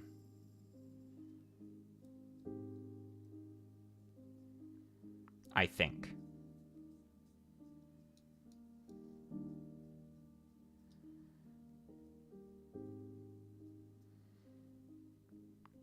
I'm trying to come up with a poop joke, but I can't, and maybe I shouldn't. Like, if your butt was really long, you could shoot your poop out really hard. Like that. I did it for you. There you go, you're welcome. Is that why the long intestine is you got such long intestines in your body, so you can accelerate the poop out really fast? Thanks, you're welcome. That's what I'm here for.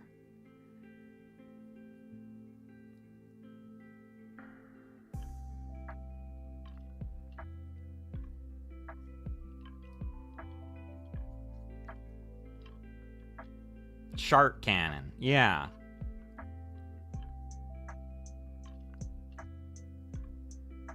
Okay, I think this leg is looking good. Now let's do the arms.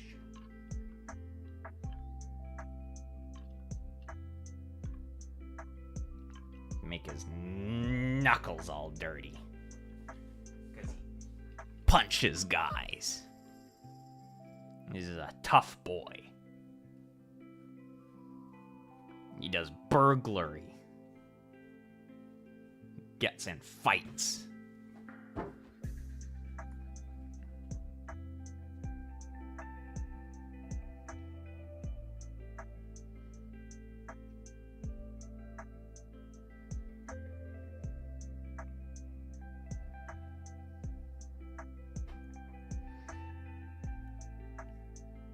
You also cut and scratch your models for weathering? I don't. Some people do, but it's kind of... I feel like it's a lot easier to mess that up, and it's a little scary. I have one kit model I've done that on. I can't show it to you because it's on my desk at work. But I kind of like beat up one of its shoulder guards to look like it had taken damage, and it ended up okay.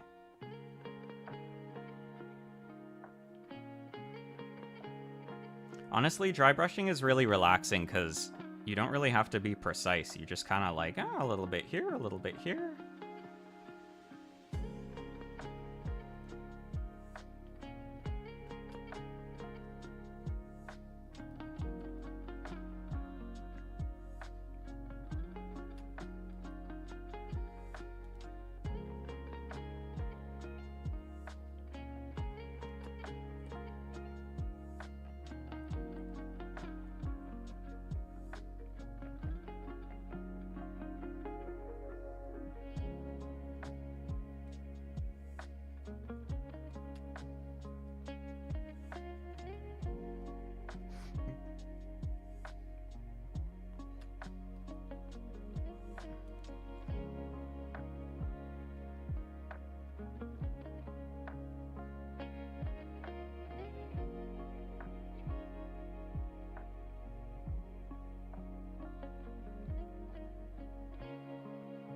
If anything, I'm probably doing a little bit too much on this, but I think once I add some other, like, browns and dirtiness, it'll help cover it up a little more.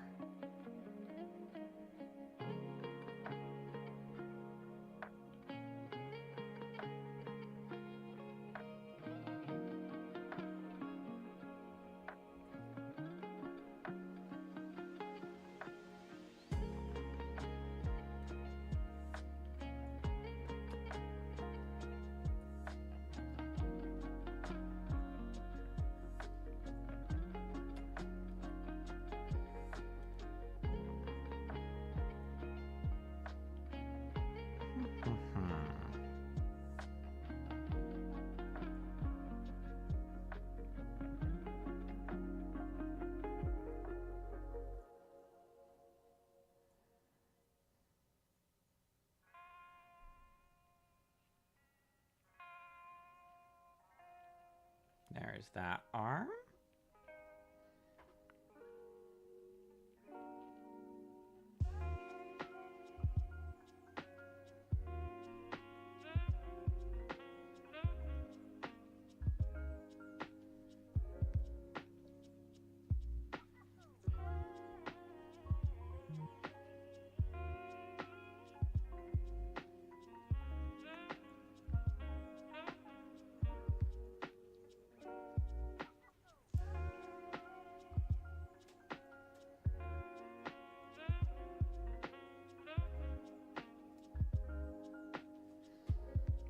A little more paint.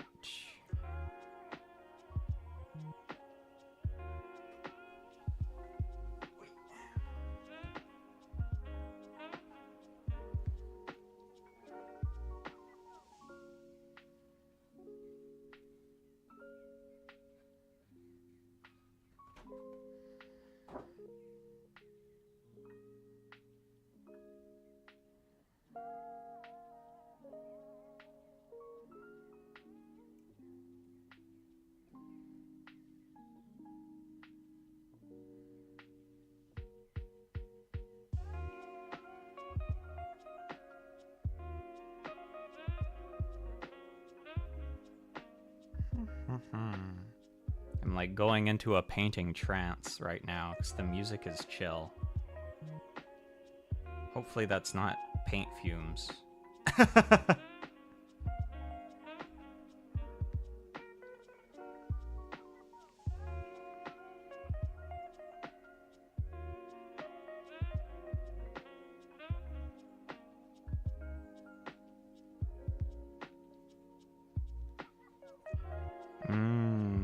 Acrylic smells so good. Yummy.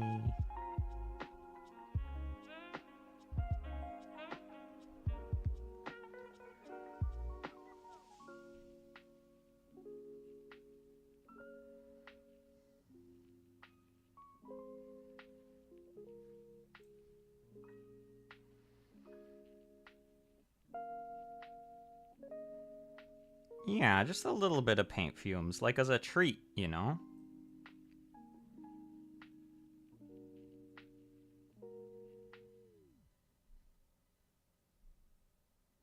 It's like how Sharpies smell so good.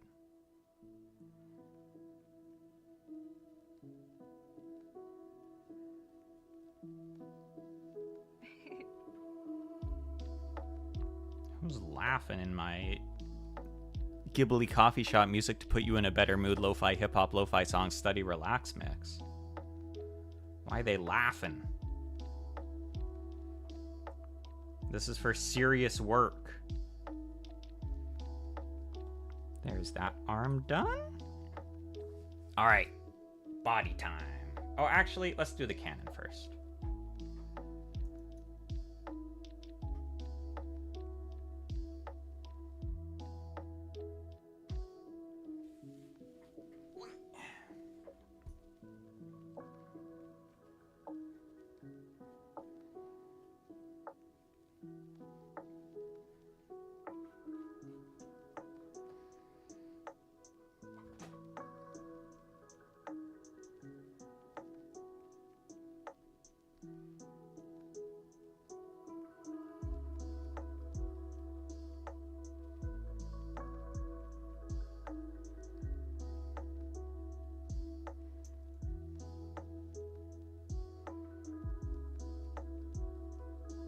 Oh, yeah. Ooh, there's all kinds of little raised little greebles on this to look good when you dry brush them. I feel like this kit was made to be dry brushed.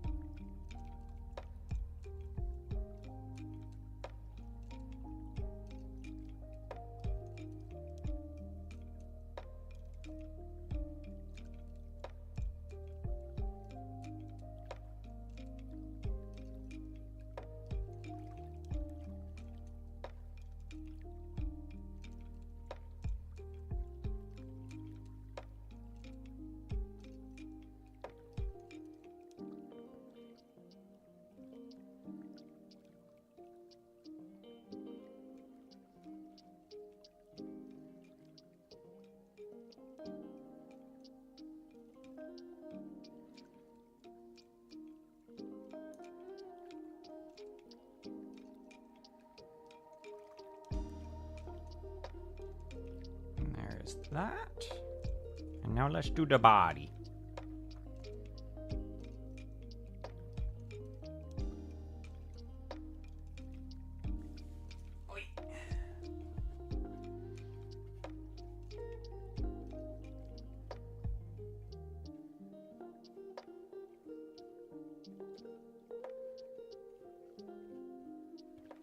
Man, it was so satisfying to just shit talk Makoto Shinkai for a while. Screw that guy.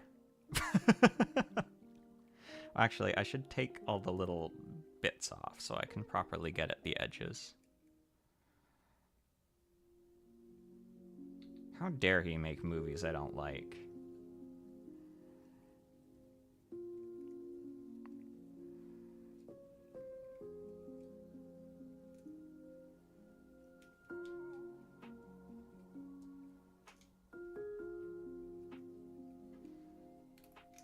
I know, he's shaking his boots. He's like, oh my god, I feel like No.A Mono was saying mean things about me again. I'm so scared of him because he's so smart and knows about movies and knows that mine are bad. And what if people find out?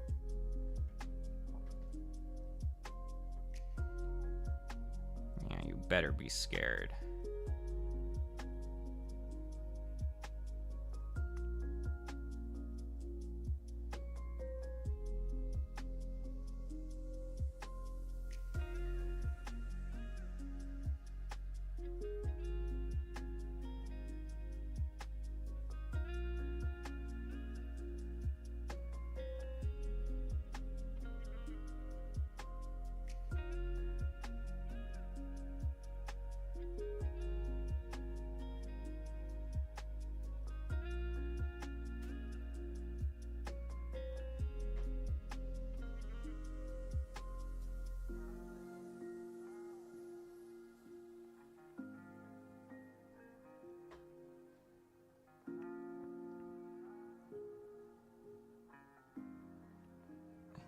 Me.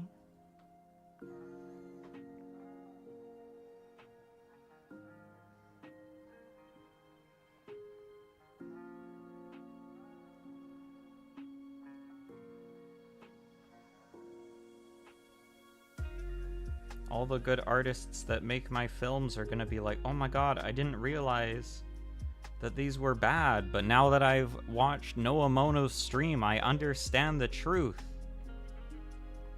I want to help No.A make cool robot movies instead. And he'll be like, oh no.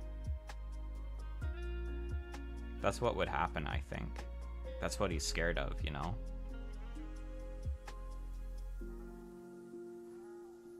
Oh, also speaking of people watching streams, we hit 50 subs recently, which is kind of exciting.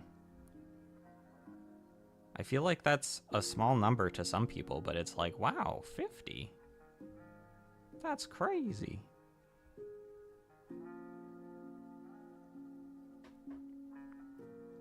$50 people. And even if, like, a bunch of those are bots, guess what? I appreciate you too, bots, because I love AI. Actual AI. More criticals is sexy than Makoto Shinkai for real. Yeah, 50 more, let's get to 100. Woo! If I get to 100, I have to do something special. What should I do if I get to 100? Should I do a bartending stream where I get tipsy?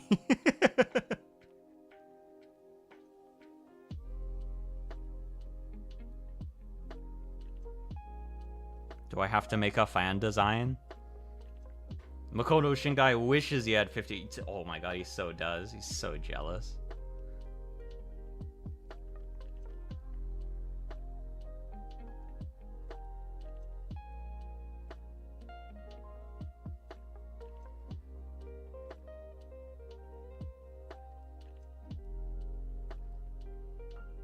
Drinking game. Oh, that would be fun, actually.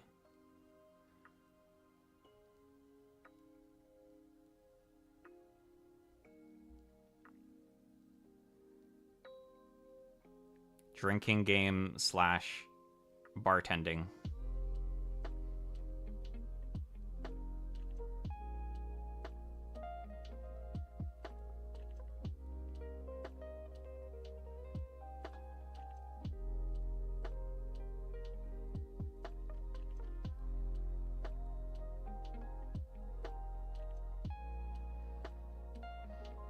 I still have a New Year's resolution to put out a proper cover before the end of the year, too, so I have to hold myself to that.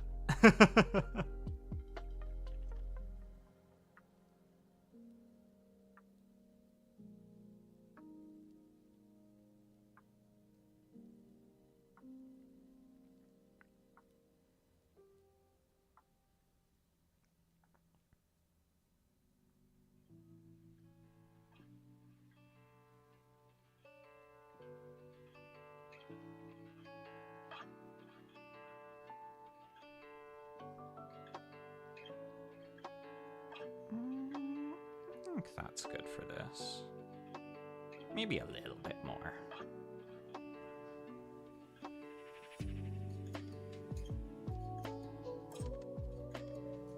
Wait.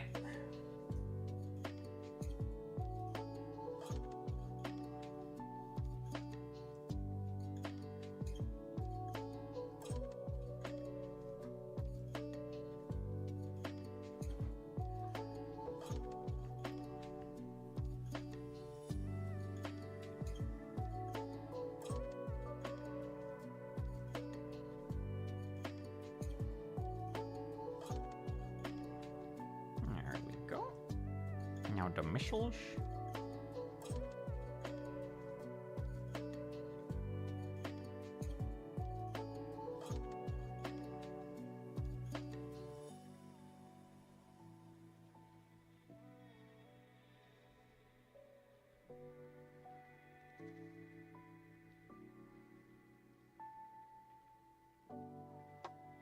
And now the other missiles.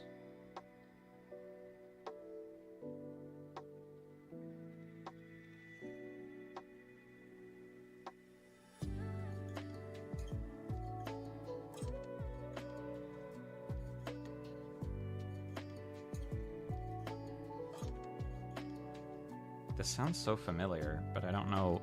I can't place it. Do they have track names in here? No, they don't. Bad.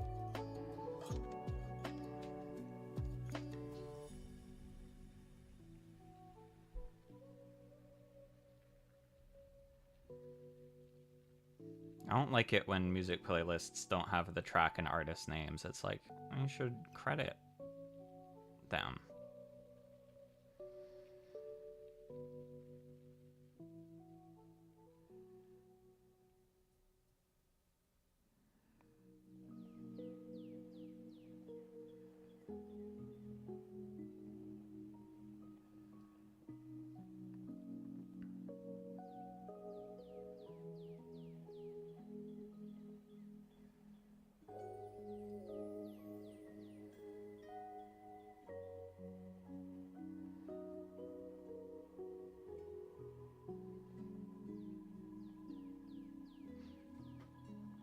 There's that. Now this guy.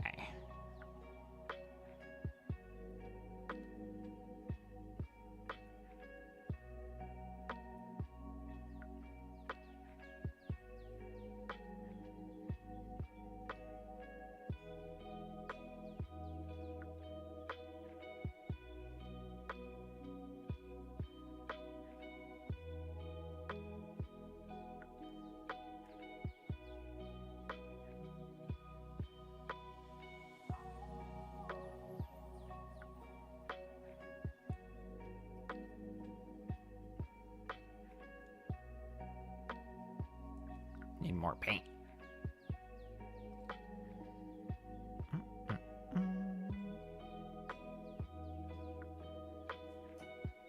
Wait.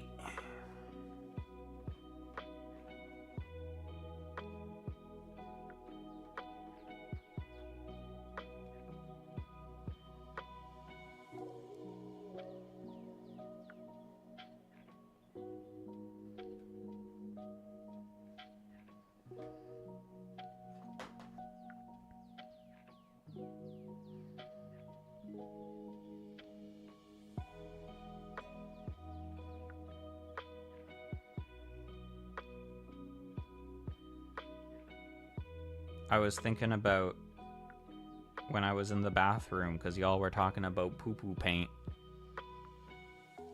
In that game I played yesterday, Indica, where the guy was talking about how he was one of his prisoner friends that he knew was an artist, and he painted a portrait of his family with poop.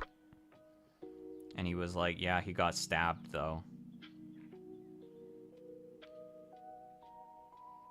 And the person he was talking to was like, because it was smelly, and he was like, no, he was painting on the wall outside, it was cold. Poop doesn't really smell when it's cold. But I don't think he ever actually said why he got stabbed. And I was curious. I was like, why do you get stabbed?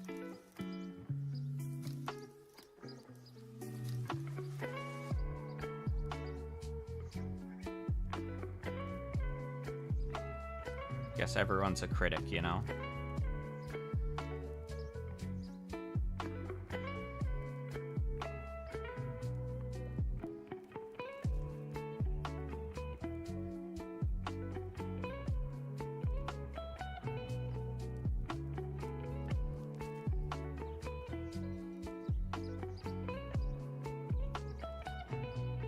Yeah, there was some hatred towards oil paint earlier. Is oil paint or poo-poo?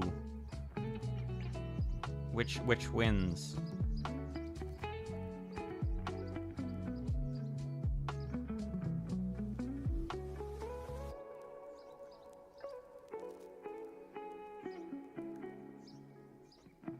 Yeah, the five. Oh yeah, because it appeals to different senses, you know. And it's, you know, it speaks to the environment the piece was created in.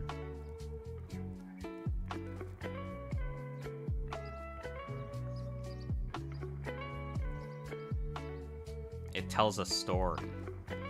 It's evocative.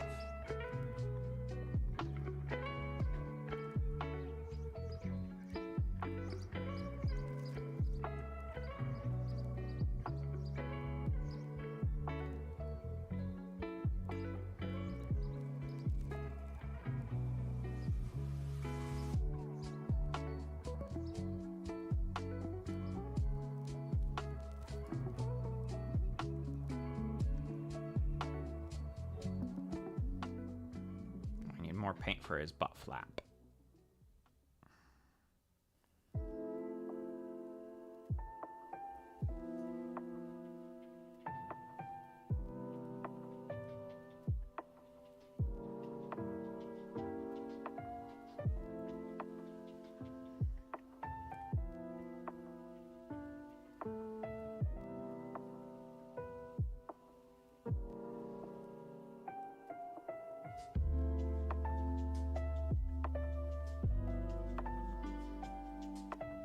But mechs don't do gross human things like poop and pee because they're perfect, beautiful idols.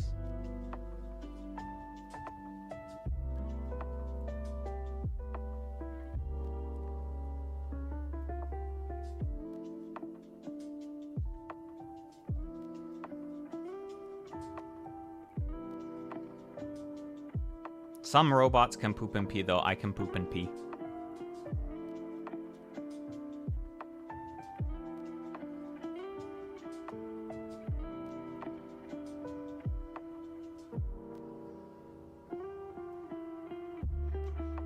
Just to clarify.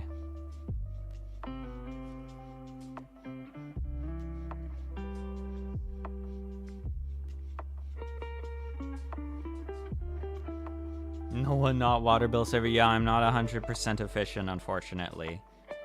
I used to not have to, but you know, my systems have broken down and gotten older, and they're not at 100% efficiency processing food anymore. So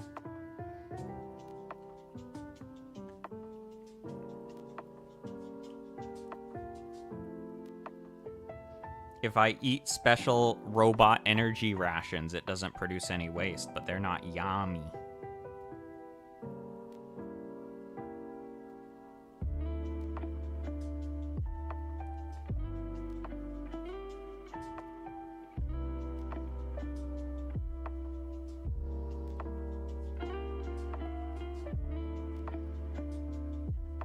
I guess if you had like a mecha with like a water coolant system and it had to like purge like old nasty water or something, that could be like, that's like pee pee.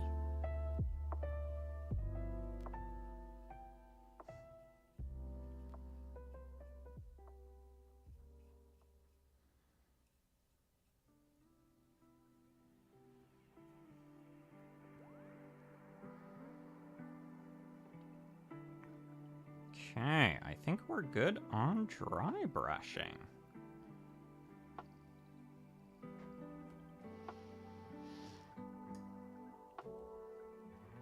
Now, let's do, I thought I had another weathering kit that had like more dirt looking stuff. Let me check really quick.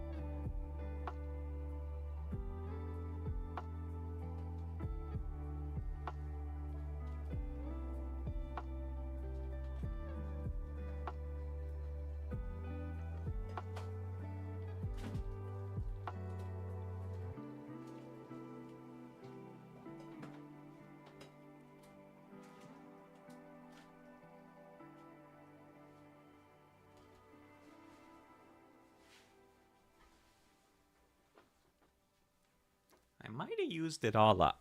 Well, we can do a little bit with this one.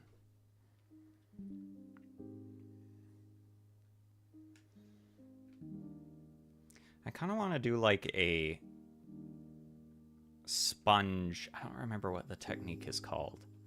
But you get like a sponge and put some dark paint on it and then kind of like meh, meh, meh.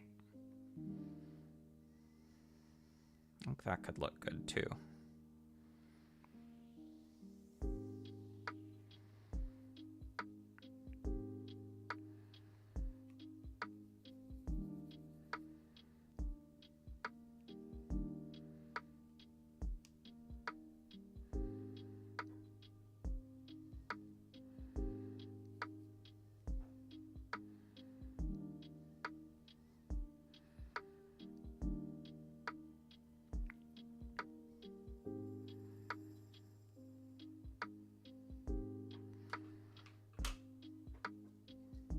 Let's do some.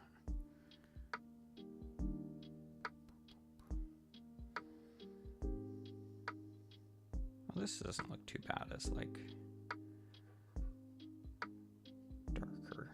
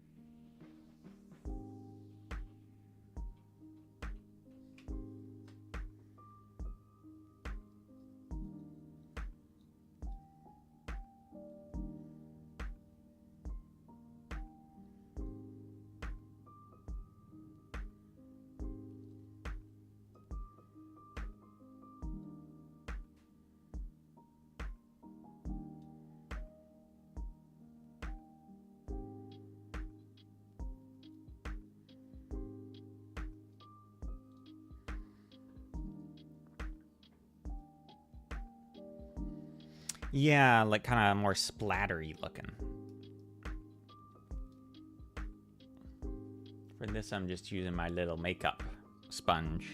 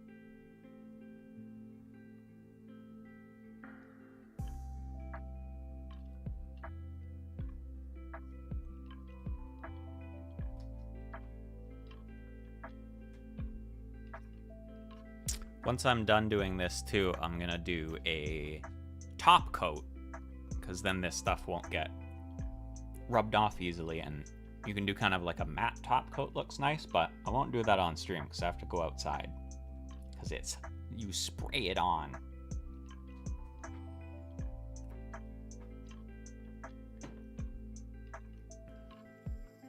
Like a varnish? Yeah, sort of. It's like a clear spray top coat.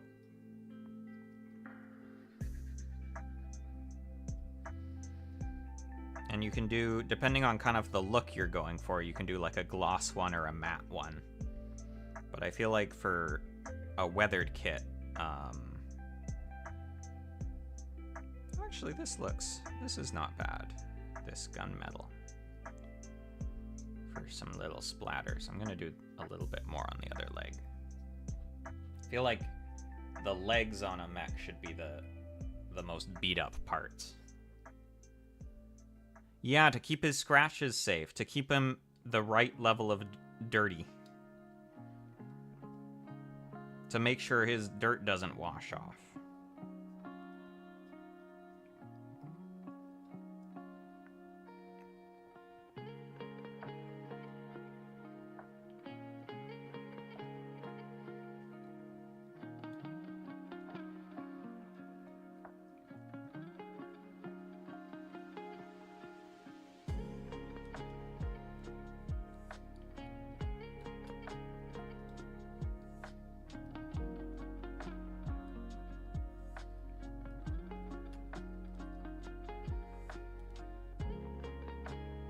Oh, this is looking good, actually.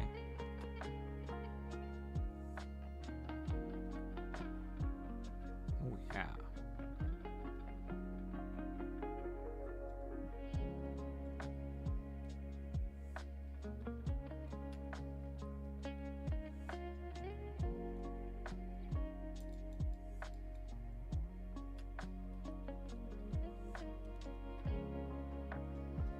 Look at that. Oh, that's beautiful.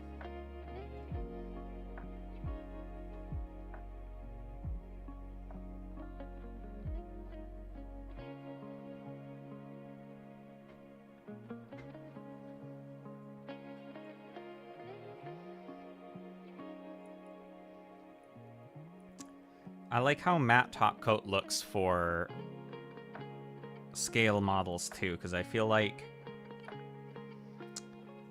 How do I phrase this? Like if something is large, but you're looking at it from far away, the details get a little bit fuzzier, right? Because you're far away from it. And so it looks small, but you can tell it's big because it's a little bit fuzzy. And I feel like matte top coat helps kind of give that effect a little bit more. It makes things just a little bit less sharp, and so it looks a little bit more like it's small because it's far away, and not it's small because it's small.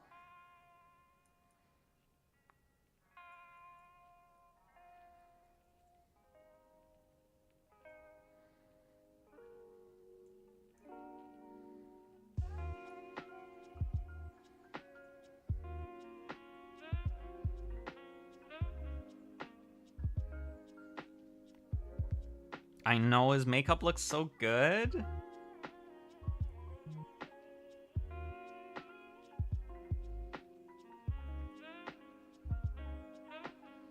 Oh my god, what a great makeover.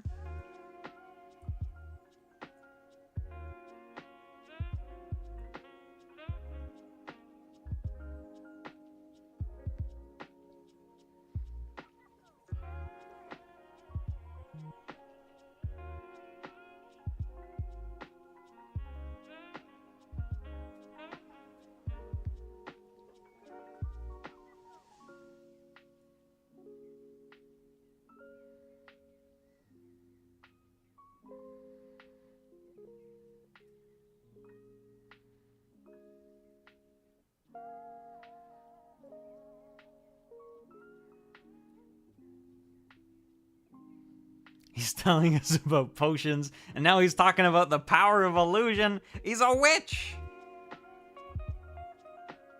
Don't burn me, though.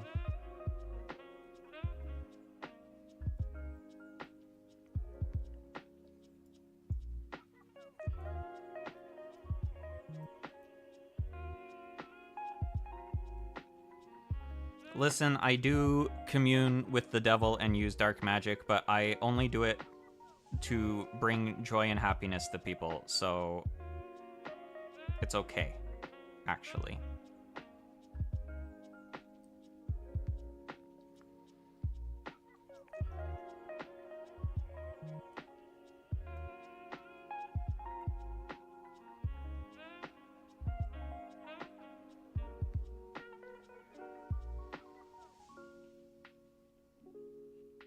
She's a witch.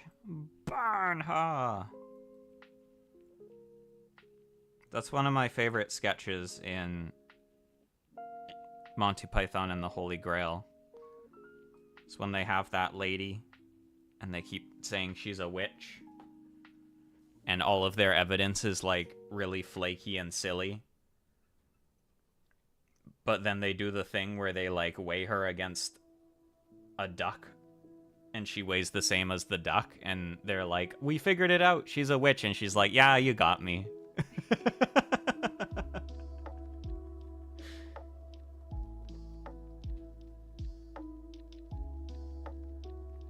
I love that movie. It's so silly.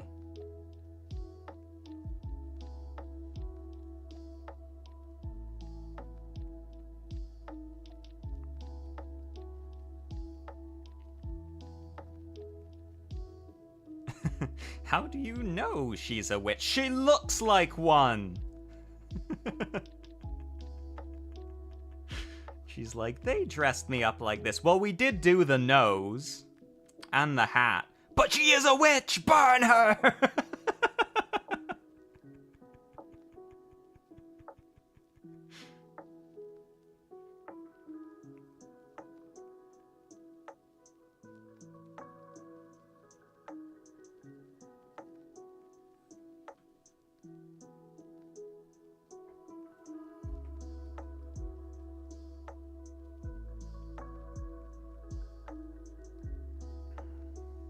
I think being a witch would be cool. You get to know about potions and magic, and you get to fly on a broom, and you get to have naked dances with other ladies in the forest. Sounds pretty cool to me. I think everyone's just jealous that they're not a witch. You know what I'm saying?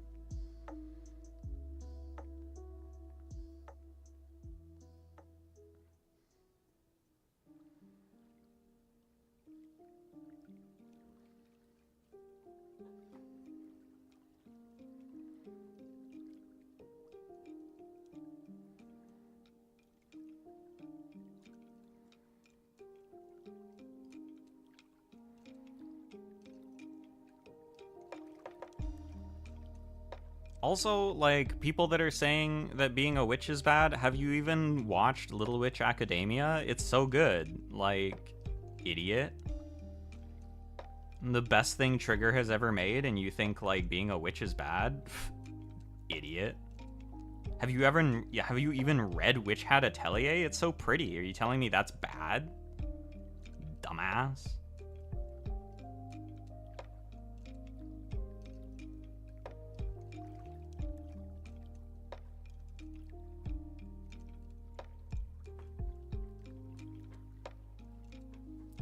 Little Witch Academia is so good. I really like it.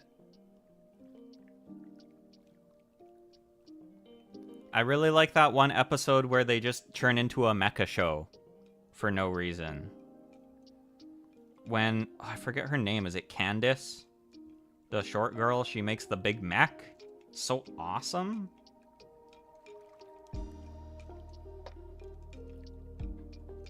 And they have the power of friendship. And they do witch things. And they have fun. I know, I want to go too.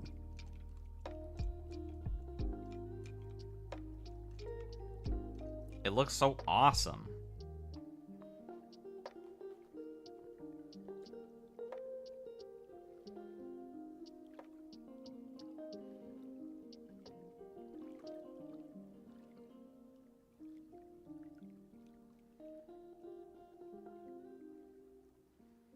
I feel like this part should be really dirty because this is where all the smoke from the missiles comes out.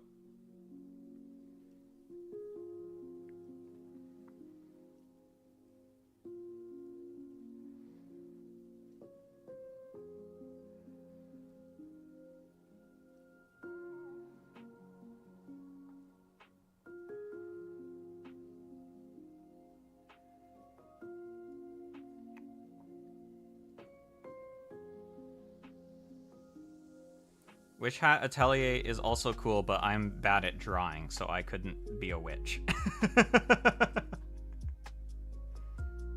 You have to be good at drawing to be a witch in Witch Hat Atelier.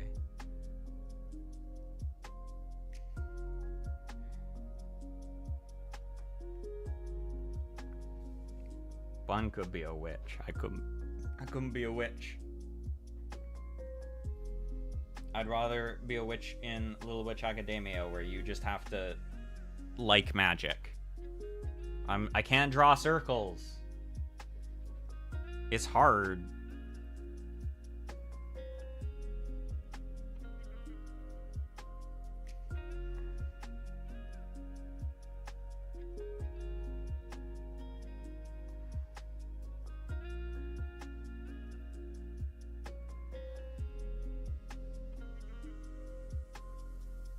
I'm really happy that's finally getting its adaptation. It looks really good from the trailer.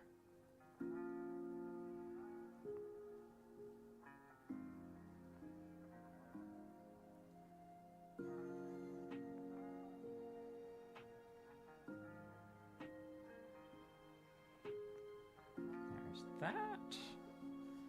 I think it's just the body left. I might put a little bit more on the legs because I've gotten more aggressive with this since I started, and I feel like the legs should be dirtier. You could be a witch, you could, because you can draw things.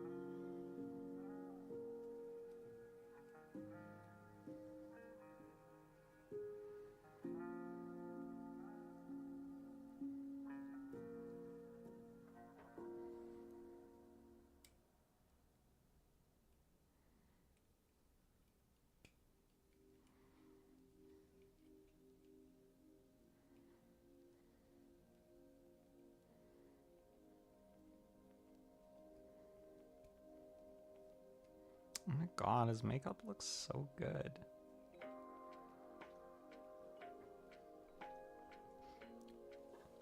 What if she already is one? Oh my god. A witch princess. That's crazy.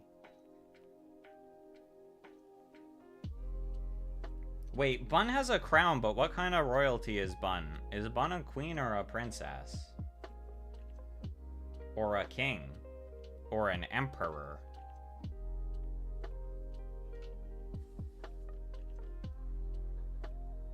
Okay, I'm gonna put a little bit more on the legs because I got carried away with everything else, and I feel like the legs should be dirtier than everything else, so...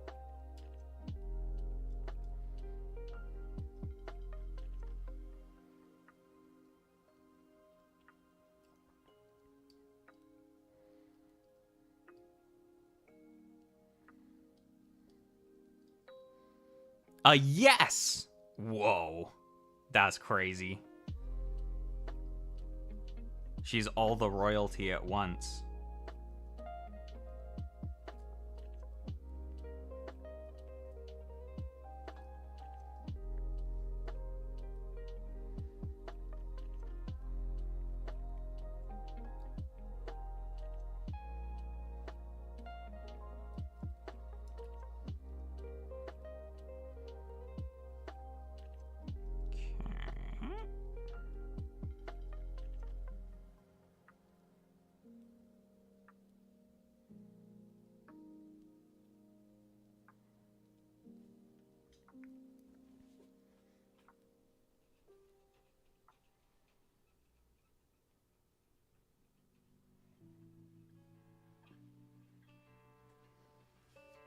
The god pharaoh.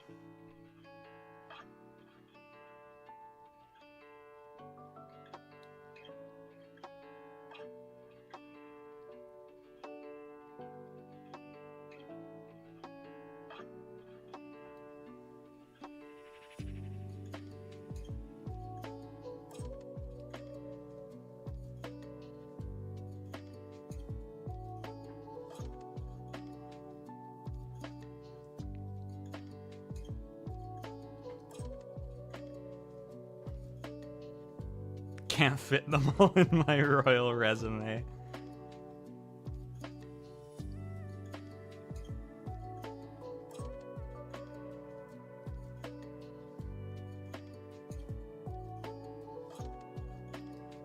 Yeah, it's always tough when you're trying to put all your royalty experience, but it's like, man, this feels just so long. I'll just put yes.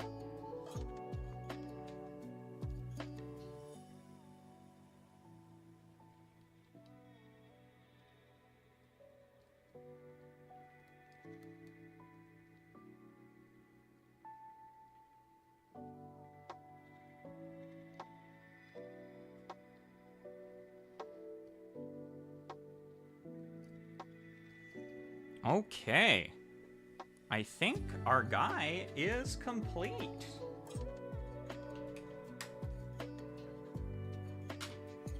Yippee! I must be a princess too. Oh my god, you caught me. I'm a secret princess. That's not true. I'm sorry, I lied. I lied for the bit. Okay, we're done. Wait, actually, no, we're not. I need to put a little bit on the gun barrel. I forgot about that. Ah!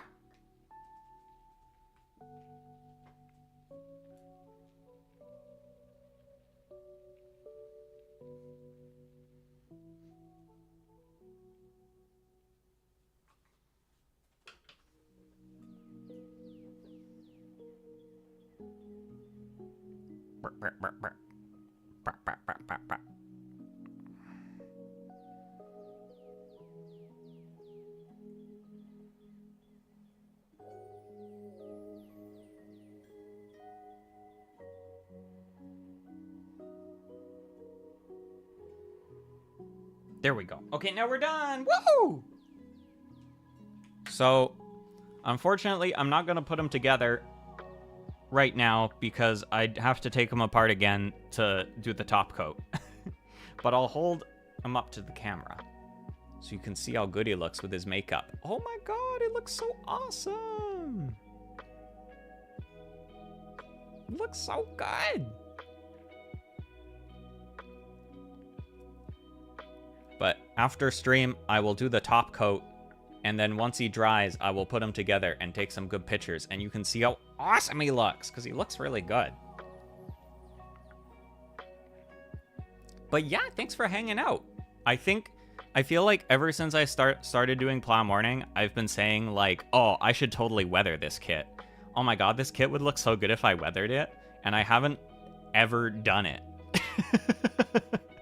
So I'm glad we finally actually weathered a kit. But yes, I am gonna go do the top coat and have some lunch and do things. But then I will take snap. I will snap. I'll take pictures of him going down the runway. How many kits I've built on stream? I wonder too. It's been like quite a few, I think. Hold on, I'm gonna see. I'm curious about this now.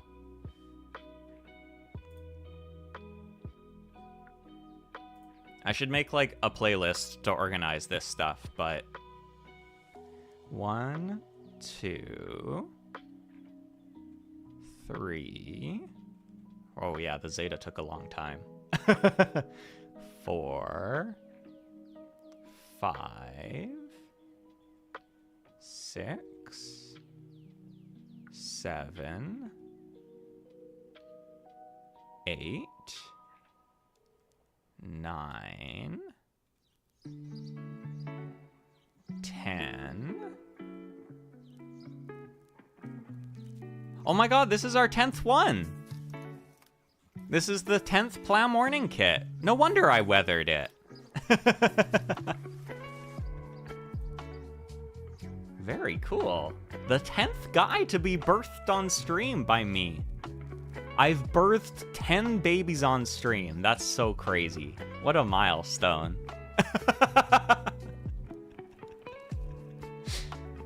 But yes, I will go do stuff to make it permanently pretty. And I will take many pictures of my 10th baby. But yeah, I'll catch y'all later. Thanks for hanging out. It was fun. But for now, have a good time of day. And bye-bye. Bye. Bye-bye.